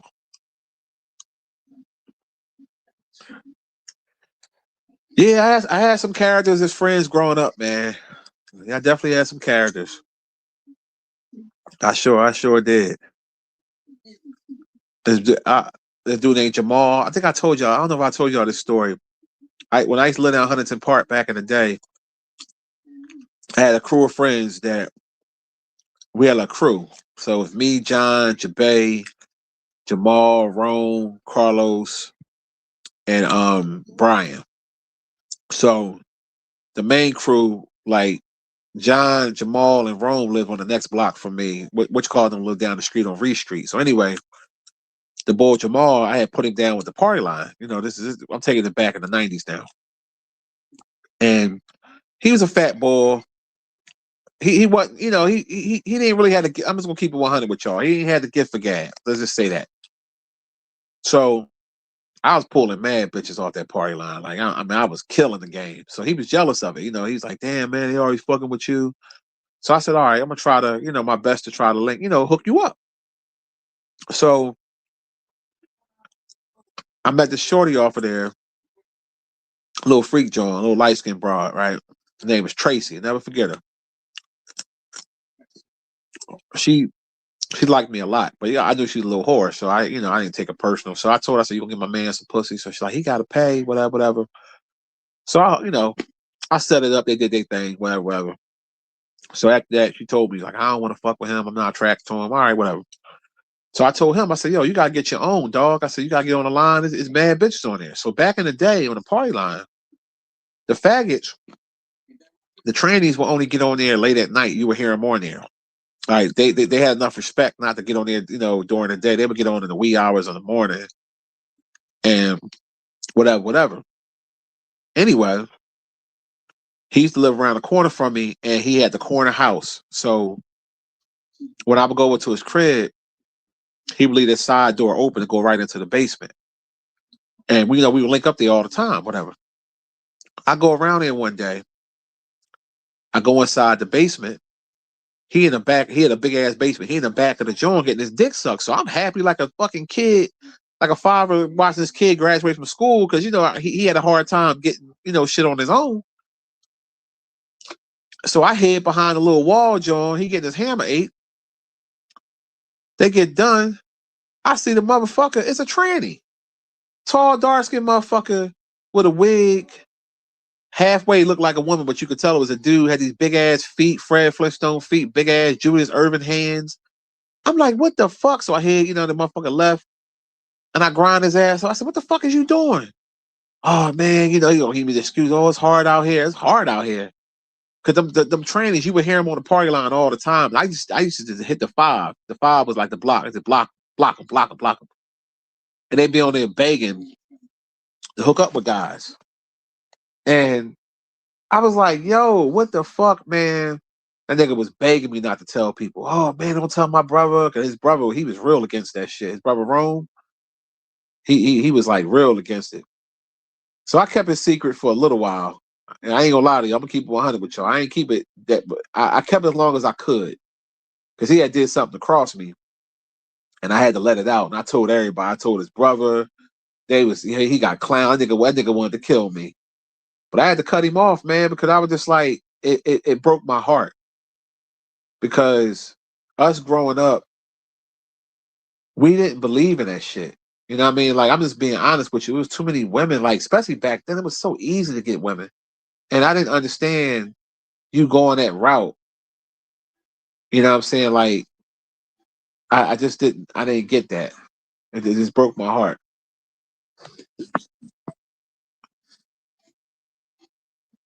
I was just like, wow.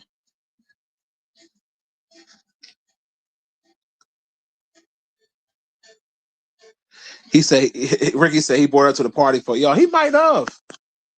he might have, now that I look back at it, because she was grinding on me. We used to share bitches back in the day, but it was chicks that wasn't our girlfriends.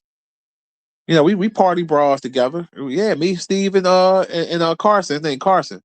We all did that shit back in the day.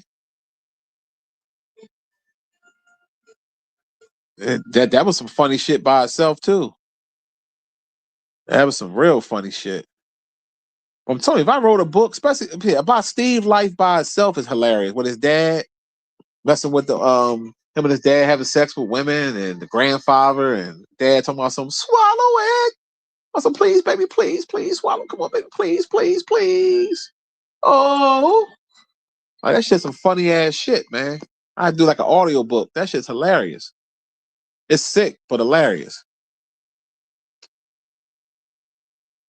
Man, I'm telling you, man, I've been around some characters, man. I told you that time when I met the girl off the party line back in 2000, and she told me it was fucked up what happened, but it's how she said it out the sky blue. I couldn't. I tried not to laugh. It wasn't funny. I'm gonna make it clear. It was not funny, but you don't just come out the sky blue and say that. So anyway, I met this shorty off the PL, and she's a freak bitch too, right? Anyway, so we get done having sex, whatever, whatever. We chilling, and we sitting on the bed watching TV, and she said, "Yeah, I used to suck my grandfather's dick." Like, what the fuck? I bust out. That shit just caught me off guard. I'm just like, yo, like, where'd that come from? She basically confided in me and told me that, and after I got done laughing, I kind of, consoled her and, told her I'm sorry for what happened and, whatever, whatever. But it kind of made sense of why some women be real promiscuous and freaky, because they've been touched when they were younger. And when I look at the seriousness of it now, it's like, I can't imagine, you know what I'm saying? Like, that's just disgusting. Like, you don't even, you know what I mean?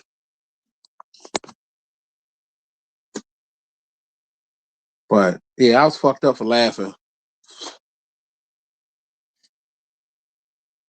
You said, can you have salmon patties for breakfast? You can have whatever you want. It's your breakfast. But it's how she said it though. Like, and I was like, your real grandfather? She said, yeah. And I was like, you need to report him. Like, like, that shit broke my heart. And not being smart, no wonder she sucked a good dick. She had practice. Like, no, let me stop. That's wrong. That's wrong. That's a Corey Holcomb style joke right there. That's fucked up. But she was good at it though. But besides that, I've been around some fucking. Now that part I can't remember, so I don't want to say an age that she was when she did it. That part I don't remember. If I had to take an educated guess, I'm going to probably say when she was younger than grown, when she was a child. That's what I would say, because how she said it. You know what I mean? And I can't. If I could have found out who he was back then, when I really think about it, I can't say what I would want to do because YouTube be tripping. But you get the idea, because I don't. It's nothing. You're supposed to protect your family, your daughters, your sons, your grandkids. I'll do anything for my daughters, my son, my grandkids. I'll do anything. Like, you have to protect them at all fucking costs. And I would never do nothing to harm my grandkids or my kids. Never. Like, I would die for them. You know what I'm saying? And that's just the reality of it. And for the fact that he did that to his own granddaughter is sick. Yeah.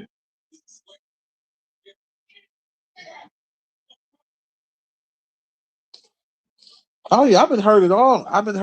Bro. I'm telling you, these are all 100% true stories. No cap, none of that. I've been around some people with trauma.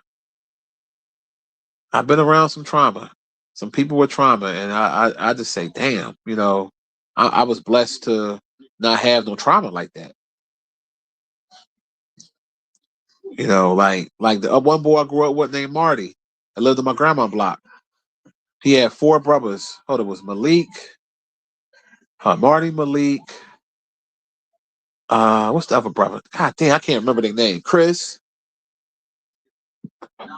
And I forgot the other brother name. But anyway, they were foster kids, right? I didn't know for years. I thought Miss Florence was their mom, but she was their foster mom. So one day we were sitting on the porch, me and Marty, and we the same age, and he said, yeah, my parents told us they was going to the store to get some cigarettes. And they never came back home. And I'm like, that shit's fucked up. Like, you know what I mean? That's trauma for you. Like, imagine you sitting outside with your parents. Oh, baby, I'll be right back. I'm going to get some Newports. And you never see them again. Like, yo, that's Michael. That's the other brother name. Yeah, it was Michael, Malik, Chris, and Marty. Yep.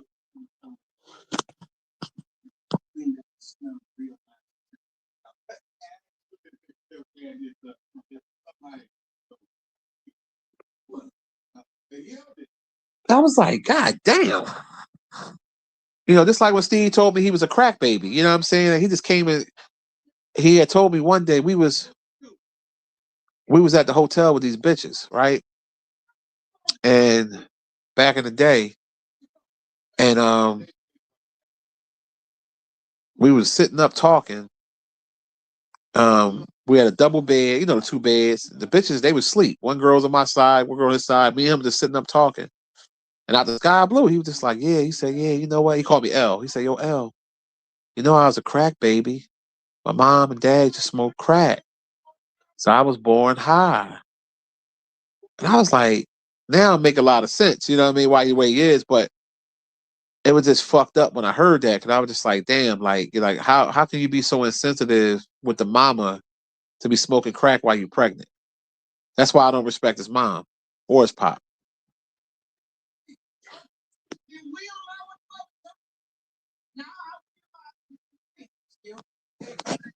Yeah, but how you do that to your kids? They had to be on drugs to say, I'm going to get some cigarettes. You left 4 of your children.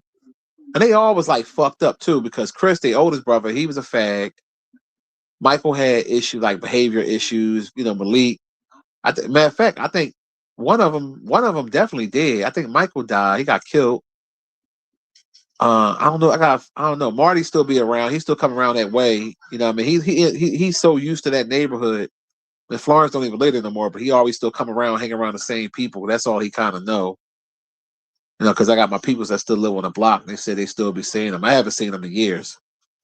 But I know he was doing drugs at one time, smoking that wet. And, you know, people go through trauma, man. And it's a shame. It's really a shame.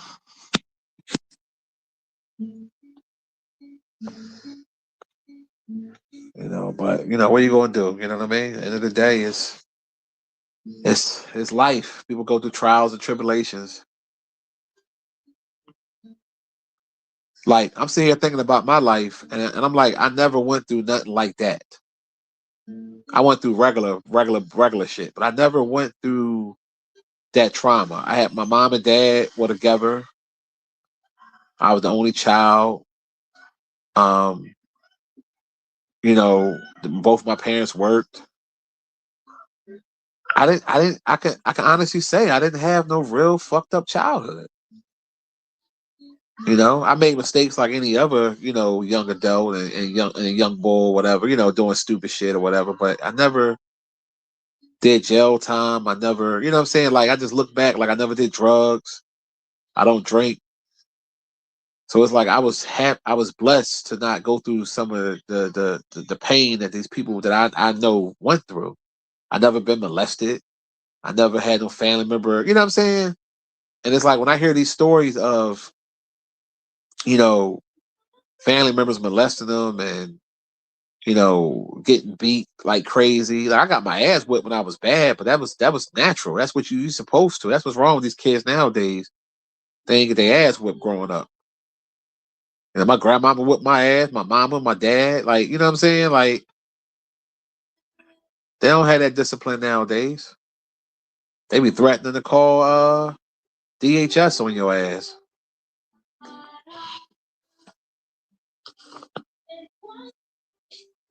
But yeah, I didn't have no real trauma.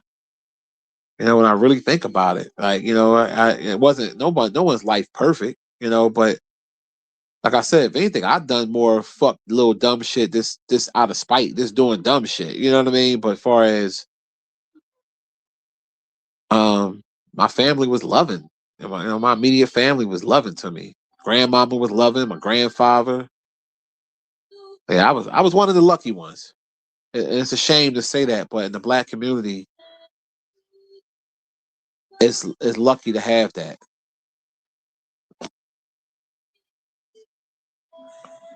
Oh yeah, I got my ass whipped though when I fucked up. Oh hell yeah.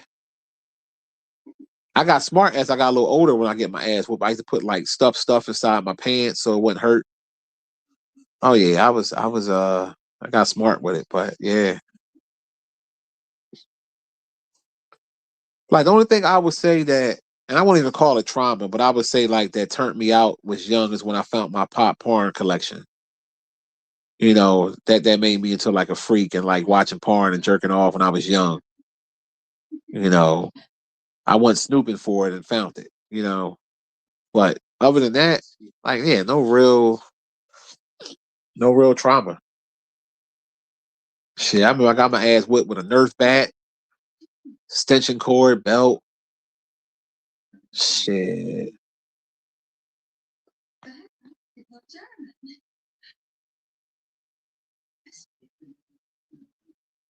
Yeah, it's a lot of people that grew up in a single parent household, bro. And you're right. And you know, they never know what it felt like to have a father, a real their biological father. They might have had a couple dudes come through that mommy was fucking, or some might have had a good stepfather, but it ain't the same. I don't care fuck what you say. I ain't trying to be smart.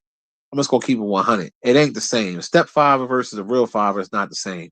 Now, let's say if you never knew your father, then you know if that's all the father you know, then that's cool. But the biological it's just different. It's like same thing. All right, you meet a woman, right? She has a child, and you accept her and her child, and you love that child, but you're not going to love that child like you love your own child. That's the truth. They'll say we love the same. That's bullshit. Prime example. I know it was a TV show, but Different Strokes. You think Mr. Drummond loved Arnold and Willis more than he loved Kimberly? He might love them, but he act like, oh, it's equal, this, that, and the other. But come on, let's keep it the fuck real.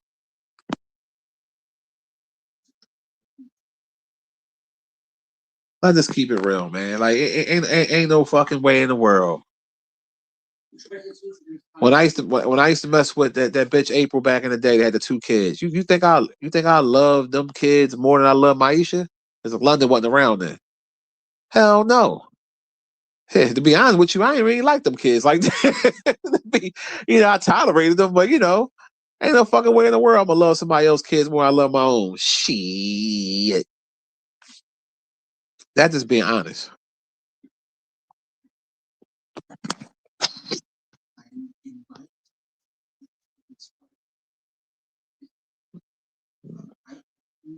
Shit. There are some guys that, they never had kids and they always wanted kids and they might meet a person that maybe they don't want to have kids but had a child. And yeah, don't get me wrong. I'm not saying that you can't love your stepkids or you can. Absolutely. But it won't be as much as the biologics, that blood that runs through you, goddamn it.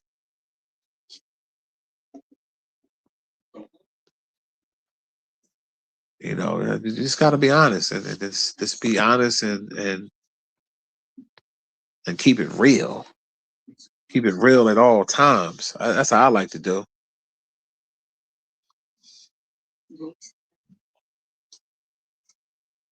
Same thing with people that got foster parents. You know what I'm saying? Even though they mom and dad or whatever, they basically stepped out on you but deep down inside you wish you had the love of your real parents. And I always had a soft spot for people with foster parents because it's a messed up thing to not that your parents didn't want you. You know what I'm saying? Like, and I'm not making fun of that. Like, that's real messed up.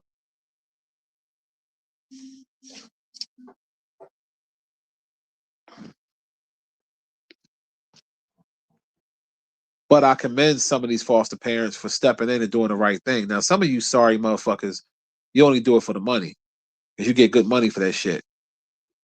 But it's some that really step in and really, care. But it's 50-50 to be honest with you. 50% of the motherfuckers do that shit for the bread. The other 50% really have a love for you and stuff like that. I'm honest. I couldn't be a foster parent because I only got love for my biologicals. That's just being real. I'm just being honest. Plus, I'm at the age where I ain't having no more fucking kids anyway. But I'm not. Hell no. The fuck I look like? No. Nah. You get one of them damaged ass foster kids, them motherfuckers be crazy and doing shit. Nah.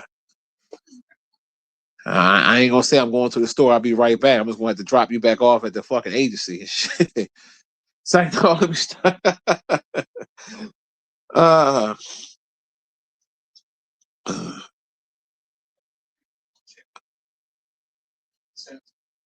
You say you love your stepdaughter. You say you've been in her life since she was 18 months. Yeah, I'm not saying you can't love your stepkid. I mean, that's a long time. So that's like your child.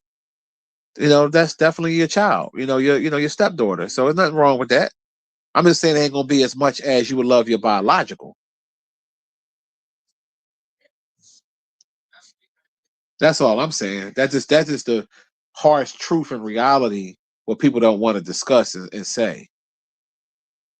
Why do you think they said that saying, oh, you treat me like a stepchild? Because the stepchild not gonna get the same love that the real child gets.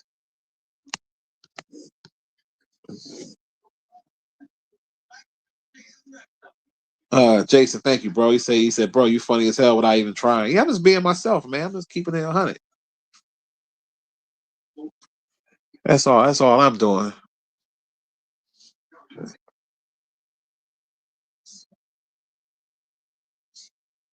Because a lot of times, don't get me wrong, it's certain times you can meet a woman and you can really love, really love her kids. And vice versa. You can have kids and she can love your kids. But it's also situations where you just tolerate the kids, especially if they're kind of bad or they got, y'all don't really click like that. You tolerate it. That's the worst situation to be in. If you with a person and you don't really care for our kids, it's not going to work. Unless our kids are grown and they out the way, then that's different. But if they still young and in the house, that ain't going to work. E-Man said he ain't taking care of another man's kids. He said, fuck that. He said, I ain't taking care of another man's kids.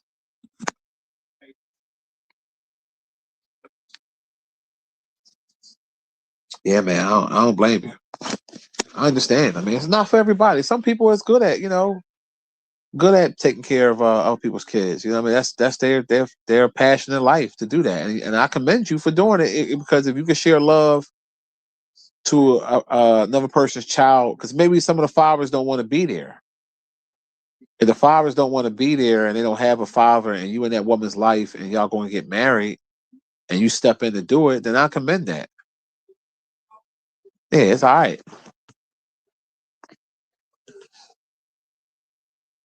I know when I dealt with a chick that had the 2 kids, I didn't really want to deal with them motherfuckers, to be honest with you. Her mama sucked a real good dick and I was sprung off that head. You know what I mean? But I was happy that she did me dirty because I was happy to get away from that situation. A little badass daughter and a little pussy ass son peeing on himself. He's 7 years old, still pissing in the bed and all that dumb shit. And I couldn't really chastise him because I wasn't their father. And she would let me do it a little bit, but then she started like, "No, I don't really want you." You know what I mean? But you got me around. I'm living with y'all, and when you work the other weekend, when the father don't have him, I'm the one watching that little. You know what I mean? Shit.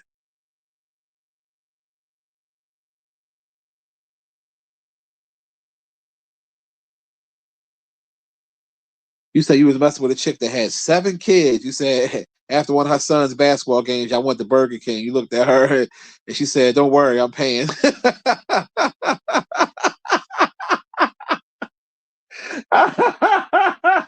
7 kids. Listen, fast food spots ain't cheap like they used to be.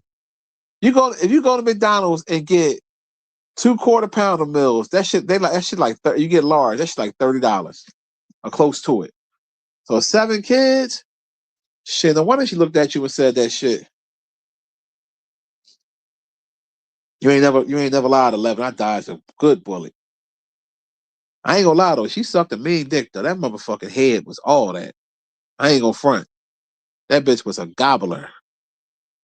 She licked balls like a dog licked water. She was good at that though. I give her credit. Nasty bitch. Suck toes, eat ass out, toss salad, all that shit. But yeah, I dodged the bullet. My daughter didn't like her. My oldest daughter, Maisha, she ain't like her. Yeah, she ain't tell me that till after the fact. But I said, I wish you would have told me before. I'd have definitely took your feelings in consideration because, you know. But yeah, I dodged a good bullet. Little sissy ass son and badass daughter. But yeah, her son turned out to be a fucking pedophile. He molested his own. She had another baby by some dude, and I found out through a mutual friend. He did something to his own brother, and I think something was wrong with that boy because, like I said, 7 years old, still peeing on yourself. He didn't have no issues. Like he wasn't autistic. He wasn't retarded. He didn't have nothing wrong with him, like far as mentally. But I think to this day, when I look back on it, somebody might have been touching that boy, maybe the dad or something. You know what I mean? Because he grew up to basically do that, and you know. Now I had respect for the kids, you know what I mean? Like, cause they, you know, even though they was a little bad, they did show me love. They tried to call me daddy a couple times, and I was like, no, don't do that. I said, you got a dad. Just call me Mr. Lamont. You know, they call me Mr. Lamont. And when they would cut up, I would tell the mom, and she would come home and whoop the daughter ass. I used to love that shit. I ain't gonna lie to y'all. Cause the son was 7 and the daughter was 9, and she would talk smart. You know, she was just rebelling and talking shit because I wasn't her father, and I wasn't putting my hands on her. So I would just tell the mom because I knew she would do it, and she would come home, and I hear her in there wearing that ass out. I'd be in the other room cracking the fuck up. Yo, I know I was wrong for laughing, but that shit was hilarious.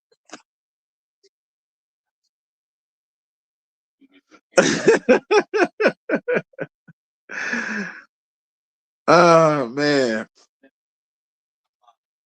He said probably didn't like it because she smelled her breath.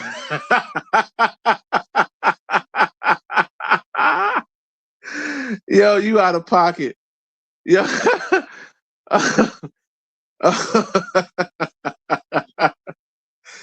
Yo, you out of pocket. You was in the minivan with all them kids. You was out of pocket for dealing with that chick with all them kids, bro. 7 kids, that pussy. You was tripping. Yeah, she was a good toss eater. That motherfucker boy. Don't knock it till you try it. Shit. That nasty bitch. Man, that bitch sound like Lexington Still. Oh God. Oh. I ain't gonna lie to you. I be that bitch screaming. That's why she hooked me in. That bitch asked me to move in after 2 weeks. That motherfucker put that shit on me.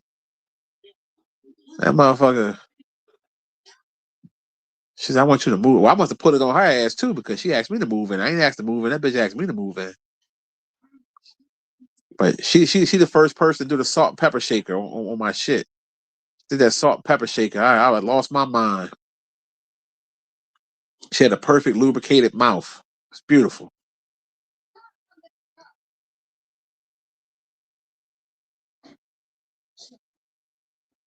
Well, I don't know, 23, because I made sure my shit was clean for the bitch. She used to tell me that shit. She used to call me from work, like, make sure it's clean before I get home.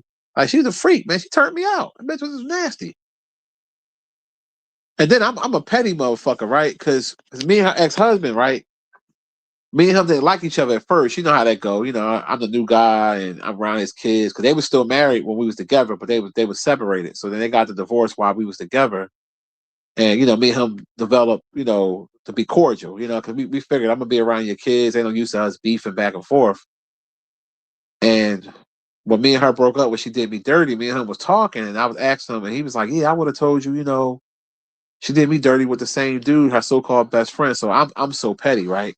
Because I knew he was gonna go back and tell her. So I was like, yo, his name was Daniel. I said, yo, Daniel. I said, did April ever eat your ass out? He was like, no. I said, really? I said, you don't know what you missing, bro. I said, how y'all was married? I bet you to toss my salad like a motherfucker. Swallow every drop. Nasty motherfucker. He went back and told her, because I remember she emailed me. Oh, really? Really? You gonna tell him that? All I did for you? Bitch, shut up. Bitch, you did me dirty. Fuck out of here, ho. You should have saw a look on his face when I told him that shit. Yo, shit was comedy fucking gold. Comedy gold.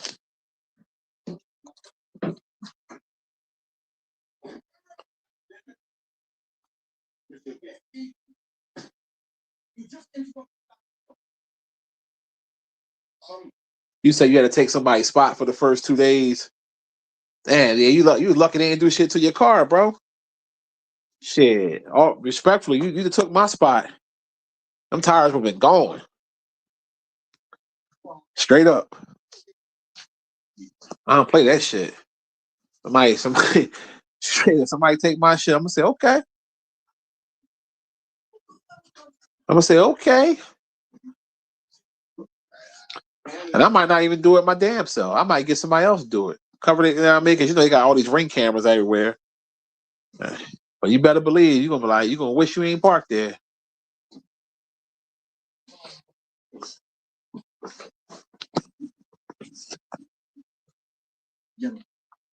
As you can see,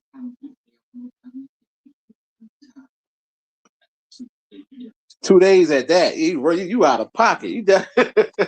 He said 2 days. He took that shit for 2 days. Damn. I know they was mad at you. Yeah, you lucked up, bro. You lucked up. I'm being honest with you. I have shit. Somebody take my shit. I don't give a fuck if the neighbor I know. You know better. You know that's my spot. I'm gonna say okay.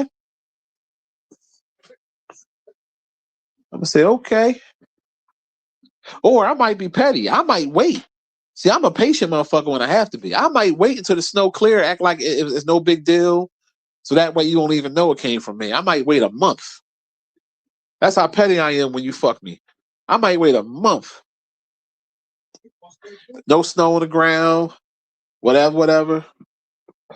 The next thing you know, you're gonna need 4 tires. I'm like, what the hell happened? They be complaining about it to you. Yo, man, somebody flat my tires. Really? These fucking kids. How many tires they flat? All 4 of them. What happened? Did they just let the air out? No, they sliced them. Oh man. Oh man, I'm gonna check my camera, see if I see anything, bro.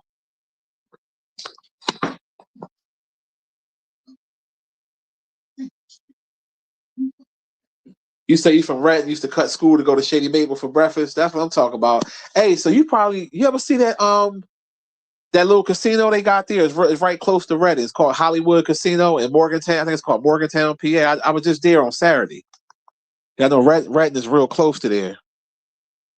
Yeah, a little small casino. That joint was all right, man. When nobody really, it was people in there, but it wasn't overly crowded. And maybe because the snow was coming, I don't know. But yeah, if you ain't never go there, check that joint out. If you like to gamble, I see. I don't gamble that much, but every now and then I get an itch to do it. Definitely. Yeah, I wanted to win some money, man. I was happy as a fag in Boys Town. I was happy as a motherfucker. Cause I like winning money. Just like it's almost better than sex. It's just like that roulette table. I had a little Asian lady. Because how I work is just to explain it to you. If you put a $5 bet on a number and it come out, you win $175. So if you win 50, if you put 15 on that same number, you win 5 something. So that's how I was hitting. I would put $15 on the number and I would hit straight. So I think it was like 525, either 525 or 575, one of the two. That's how it worked. Now if you put $25 on the odd or the even, you just win $25 if you win. Same thing with the black or the red. So I won twice just strictly off of just putting on a number. That's hard to do. On one bet, Like, no, people be putting chips on a whole bunch of shit. I don't like really doing that. I just had a hunch, and I hit it twice back to back. So I won a quick $1,400 and something dollars.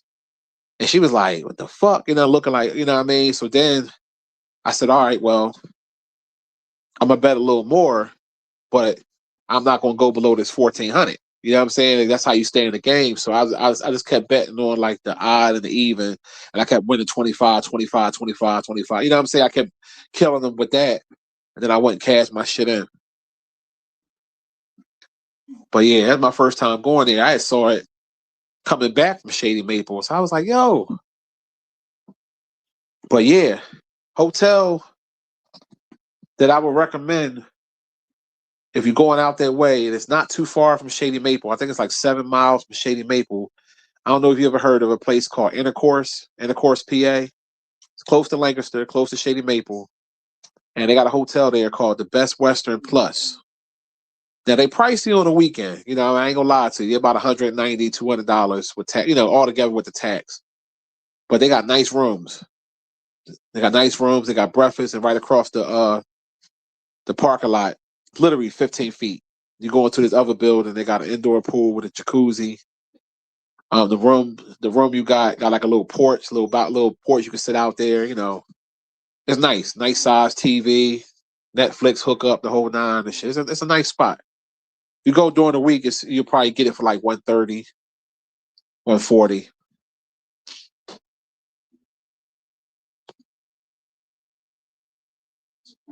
Breezy said somebody take his spot. He throwing hands.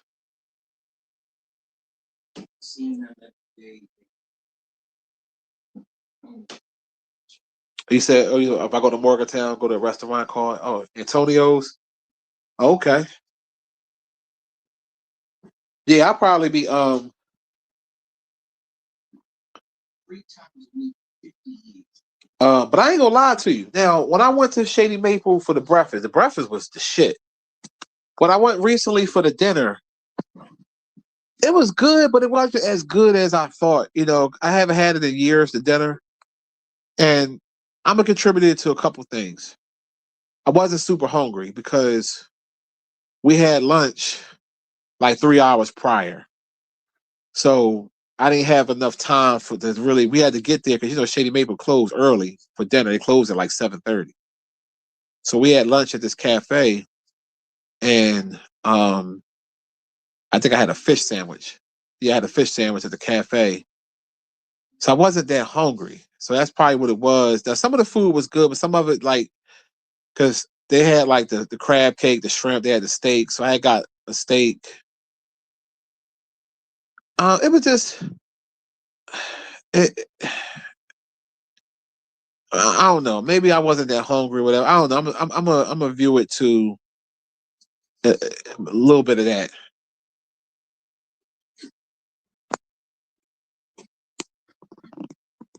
He said, "Go to the Shady Maple with the Hassan suit on." You tripping? Jason said, "Still, someone else shoveled out parking lots, the equivalent of eating someone else's commissary in prison." Yeah, it really is. It's disrespectful. Like I got a couple people in my block that's doing it right now. Like people ain't putting stuff in a spot, but like I notice when they move, it's certain people that like I got an African chick that keep doing it, and she cool. You know what I mean? I know her and her daughter and all that, but I'm like, that's why I put shit in the spot if I move it because I'm like, don't park in my spot because we've been cool and I don't want to have to do nothing to your vehicle because I will, and I ain't gonna do it right away because you're gonna know it's me. It was parked in front of my house, so you're gonna know it's me. So I can't do it right away, but I'm gonna be patient. I'll wait till fucking April and May and get your ass. And I don't want to do it because she always show love, she speak or whatever. Her daughter real nice. You know, I watched her daughter grow up. Her daughter like 25 and shit now, but I remember when she was a young buck. And she got a head on her shoulder, she college stuff, doing her thing. I respect their family, you know what I mean? But you gotta respect my spot.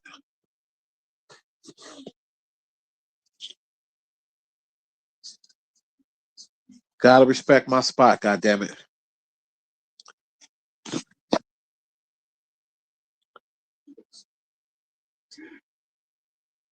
Yeah, that's why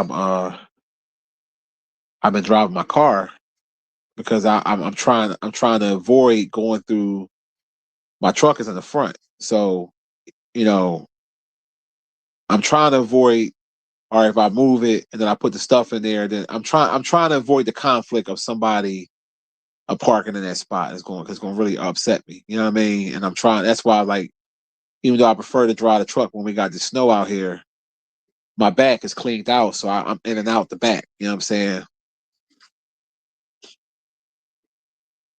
That's why I've been kind of limited where I've been going. I had to go downtown yesterday to take care of some business, and well down Old City, and it was fucked up down there too. Sidewalks like still was kind of jacked up. I'm like, yo, like what is y'all doing?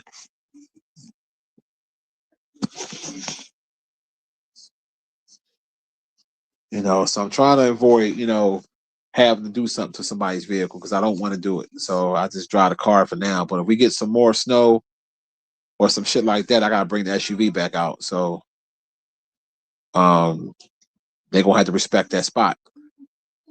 Now I did move it once since the snowstorm, and no one fucked with it. I put my little trash can and I put a trash can with trash in it, and I put a chair with my address written on it, and nobody fucked with it. And I was gone for a while, so that was encouraging. But some of these people that's kind of new to the block, they might think I'm just going to park there. Okay,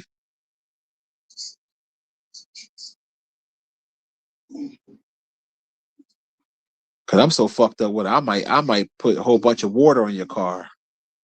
'Cause it's so cold out that shit gonna freeze your whole shit up and flatten it. Like I'm telling you, like don't take my spot. You gonna see a different side of me.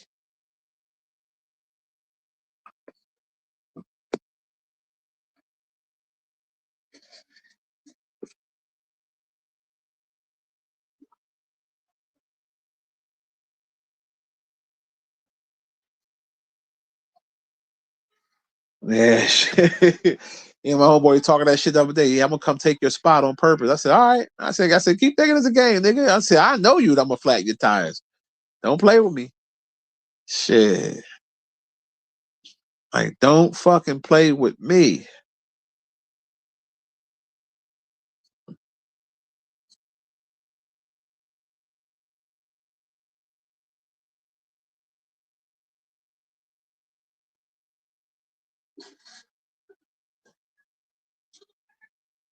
Yo, Leonardo DiCaprio played the hell out of this part. This movie in Django. Him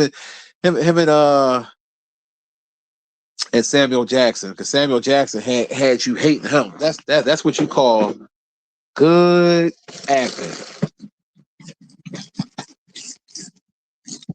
Yeah, I ain't even eating no damn breakfast yet, man.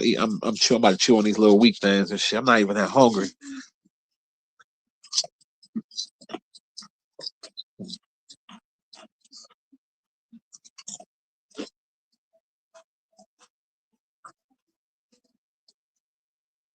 And, you try not to be too petty, but sometimes people bring you to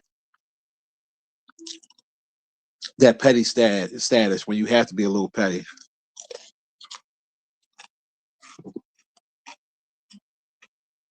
Bree just said he needs some scrapple. Man, I miss this spot I used to go to down Fifth Street, down in Puerto Rican land, but the Puerto Ricans took it over so much. The Asian people they couldn't. There wasn't nobody patronizing their business no more because it was nothing but Ricans down there. But it was a donut shop and they served hot food. It was called Francis. I don't, if you're from Philly, you might know this spot off of Fifth Street, down the street from Fifth and Wyoming, across the street from the old Bottoms Up, but a little in the middle of the block. It was called Francis Donuts.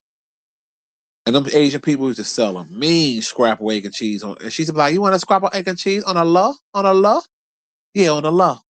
And they knew me too. I go down there, and that motherfucker was so good. Scrapple was crispy. They used to pack it real nice, and she had some of the best French fries. Like she had like McDonald's style fries. Like man, we used to call it the scrapple egg and cheese spot. They closed down years ago.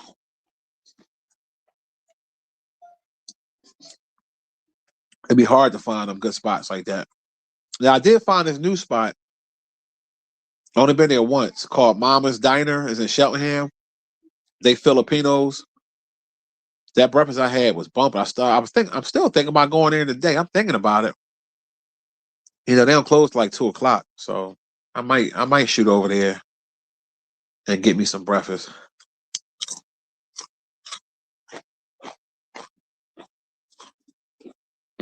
I'm pretty sure the parking lot is you know, it's inside a strip mall, so I'm pretty sure it's shoveled out.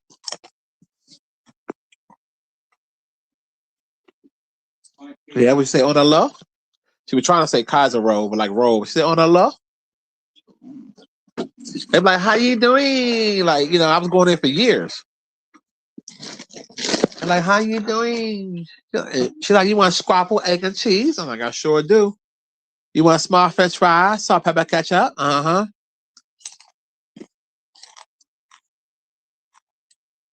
Well,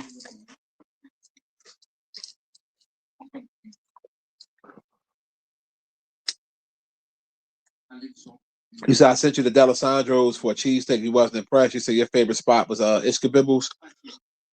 I'm sorry to hear that. Maybe they fell off. I haven't been to Delisandro's in a while, but they were always good to me. But everybody taste bud is different. You know what I'm saying? So I wasn't a fan of Ishkabibbles. Now I guess it depends on which one you went to, because it's two. Maybe I went to the wrong location. The one I went to was on South Street. I'm trying to remember I can't remember the 100, but I want to say 7th or 8th, some shit like that. It was so many years ago, but I wasn't impressed at all. When I used to go to Delisandro's, they was definitely really, really good.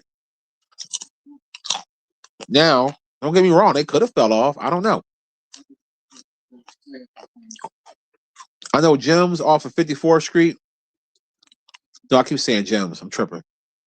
Larry's off of 54th Street. They have a good cheesesteak. They said the ones in West Philly, Jim's, is good. I just haven't been there yet.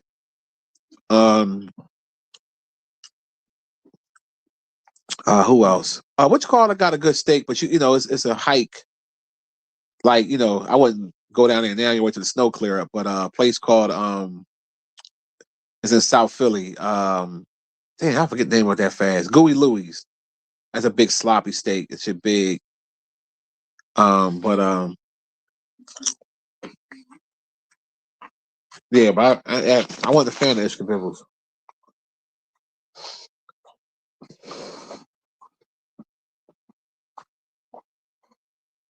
What was it? Somebody would keep telling me about I gotta try Angelo's. They say Angelo's got a good one. I ain't never had them. Um it was another spot I went to in Jersey, believe it or not. South Jersey.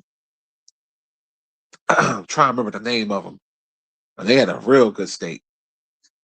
Real good fucking cheesesteak. I can't think of the name right now. They got more than one location, but they was all right. Like some places I have a good steak, but it don't be enough steak. Like I go to this pizza store called Jeans right across from Lincoln High School, and Jeans food be pretty good. They got good beef pepperoni pizza, shit like that. And their cheesesteak be good. They just need to put a little bit more steak.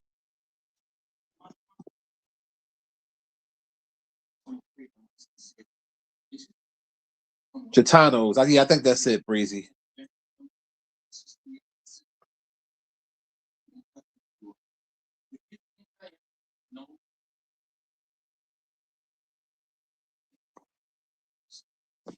Yeah, because I like my shit chopped up. I don't like steak that's not chopped up. My shit gotta be chopped up. I like it chopped up. What you call it? Had an RA steak. I think it's called the Sides. It's down there in University City. It's a halal spot. Their cheesesteak wasn't bad. They got good food there. They got some shit called a chicken maru sandwich. JL Jupiter put me down with that. That shit was pretty good. But parking around there is like, even when it ain't snow, it's hard to find parking.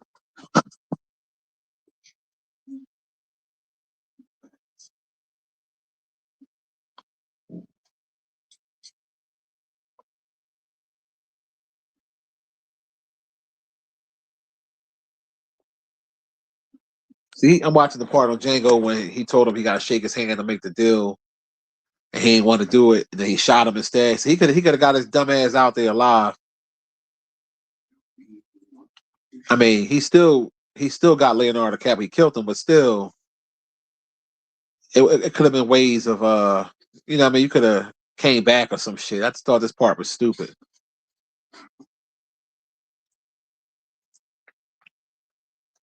Because as soon as he shot him, Butch blew his ass away with that fucking double barrel shotgun.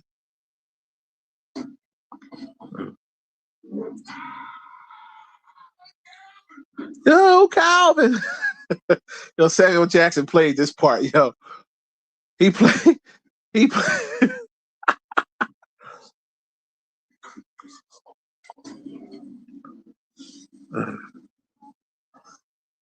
He hold him. Oh, Calvin.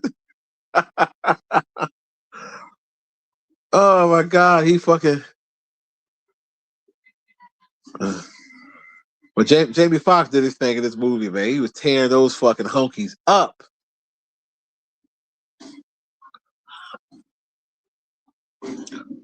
And the part when Samuel Jackson when Jamie Foxx is shooting him, he said, "Oh sweet Jesus, let me kill this nigga."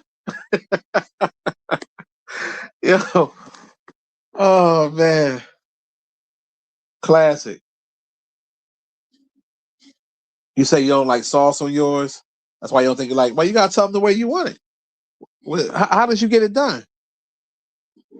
I get mine mayonnaise, ketchup, fried onions, either regular cheese or pro. Well, I've been fucking with the Cooper Sharp cheese. You probably got it with the yellow cheese, the yellow sauce. That's an acquired taste. But you know, if you did it with like the Cooper Sharp cheese, you know, right, you probably did it with the cheese whiz. You got sauce that day. Yeah, that's what fucked it up. You should got that Cooper Sharp cheese, and that thing be right.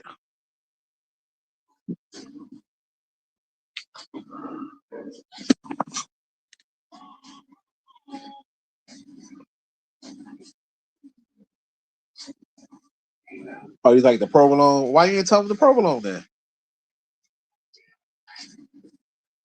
Shit, you gotta get what you normally like. You can't switch up with a spot you never been to. You know what I mean?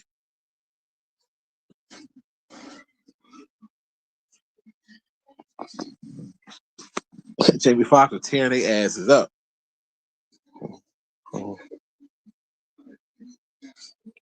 They had a hell of an army though. There was mad dudes coming in that John.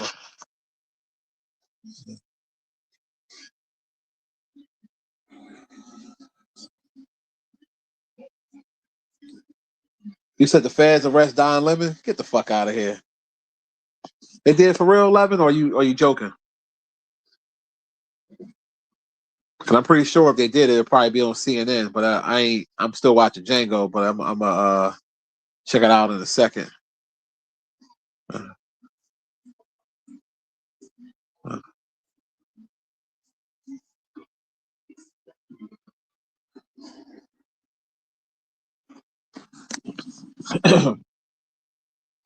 Oh, CNN News. Oh, they arrested Fudge Packer, huh?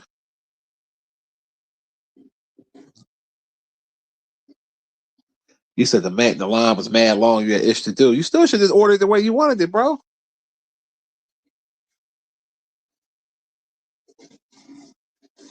Hey, I'm sorry you had that bad experience.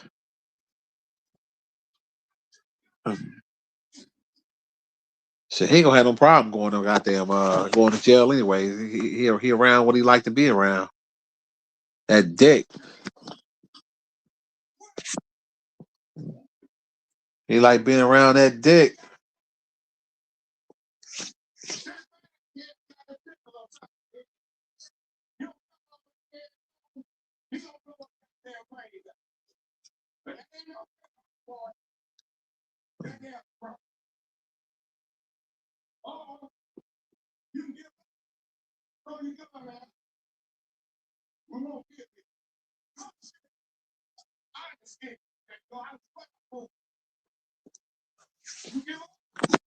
He said, I swear for God. Yeah, Samuel Jackson definitely one of the greats, man. You got to put him up there on the Denzel level. We got to.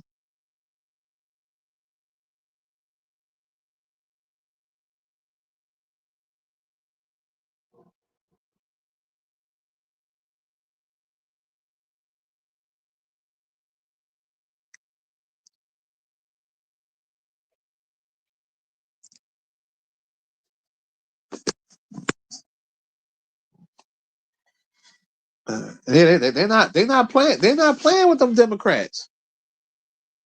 Them Democrat sissies, they're not playing with them. Soon this shit go, I'm almost done Django. Soon this shit go off, I'm gonna check it out. And I'm about to get myself dressed and stuff anyway. I actually got to run out and take care of some shit. And I might get that breakfast while I'm out.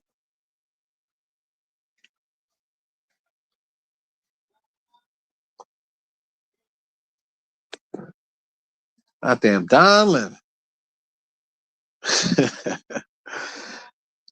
But yeah, let me get my ass off here. We've been live for almost 3 hours anyway, so we've been chopping it up. So anyway, hit the like button on the way out, fellas and ladies, and thank y'all for kicking it with your boy. And I'll talk to y'all next time. Enjoy the rest of y'all day.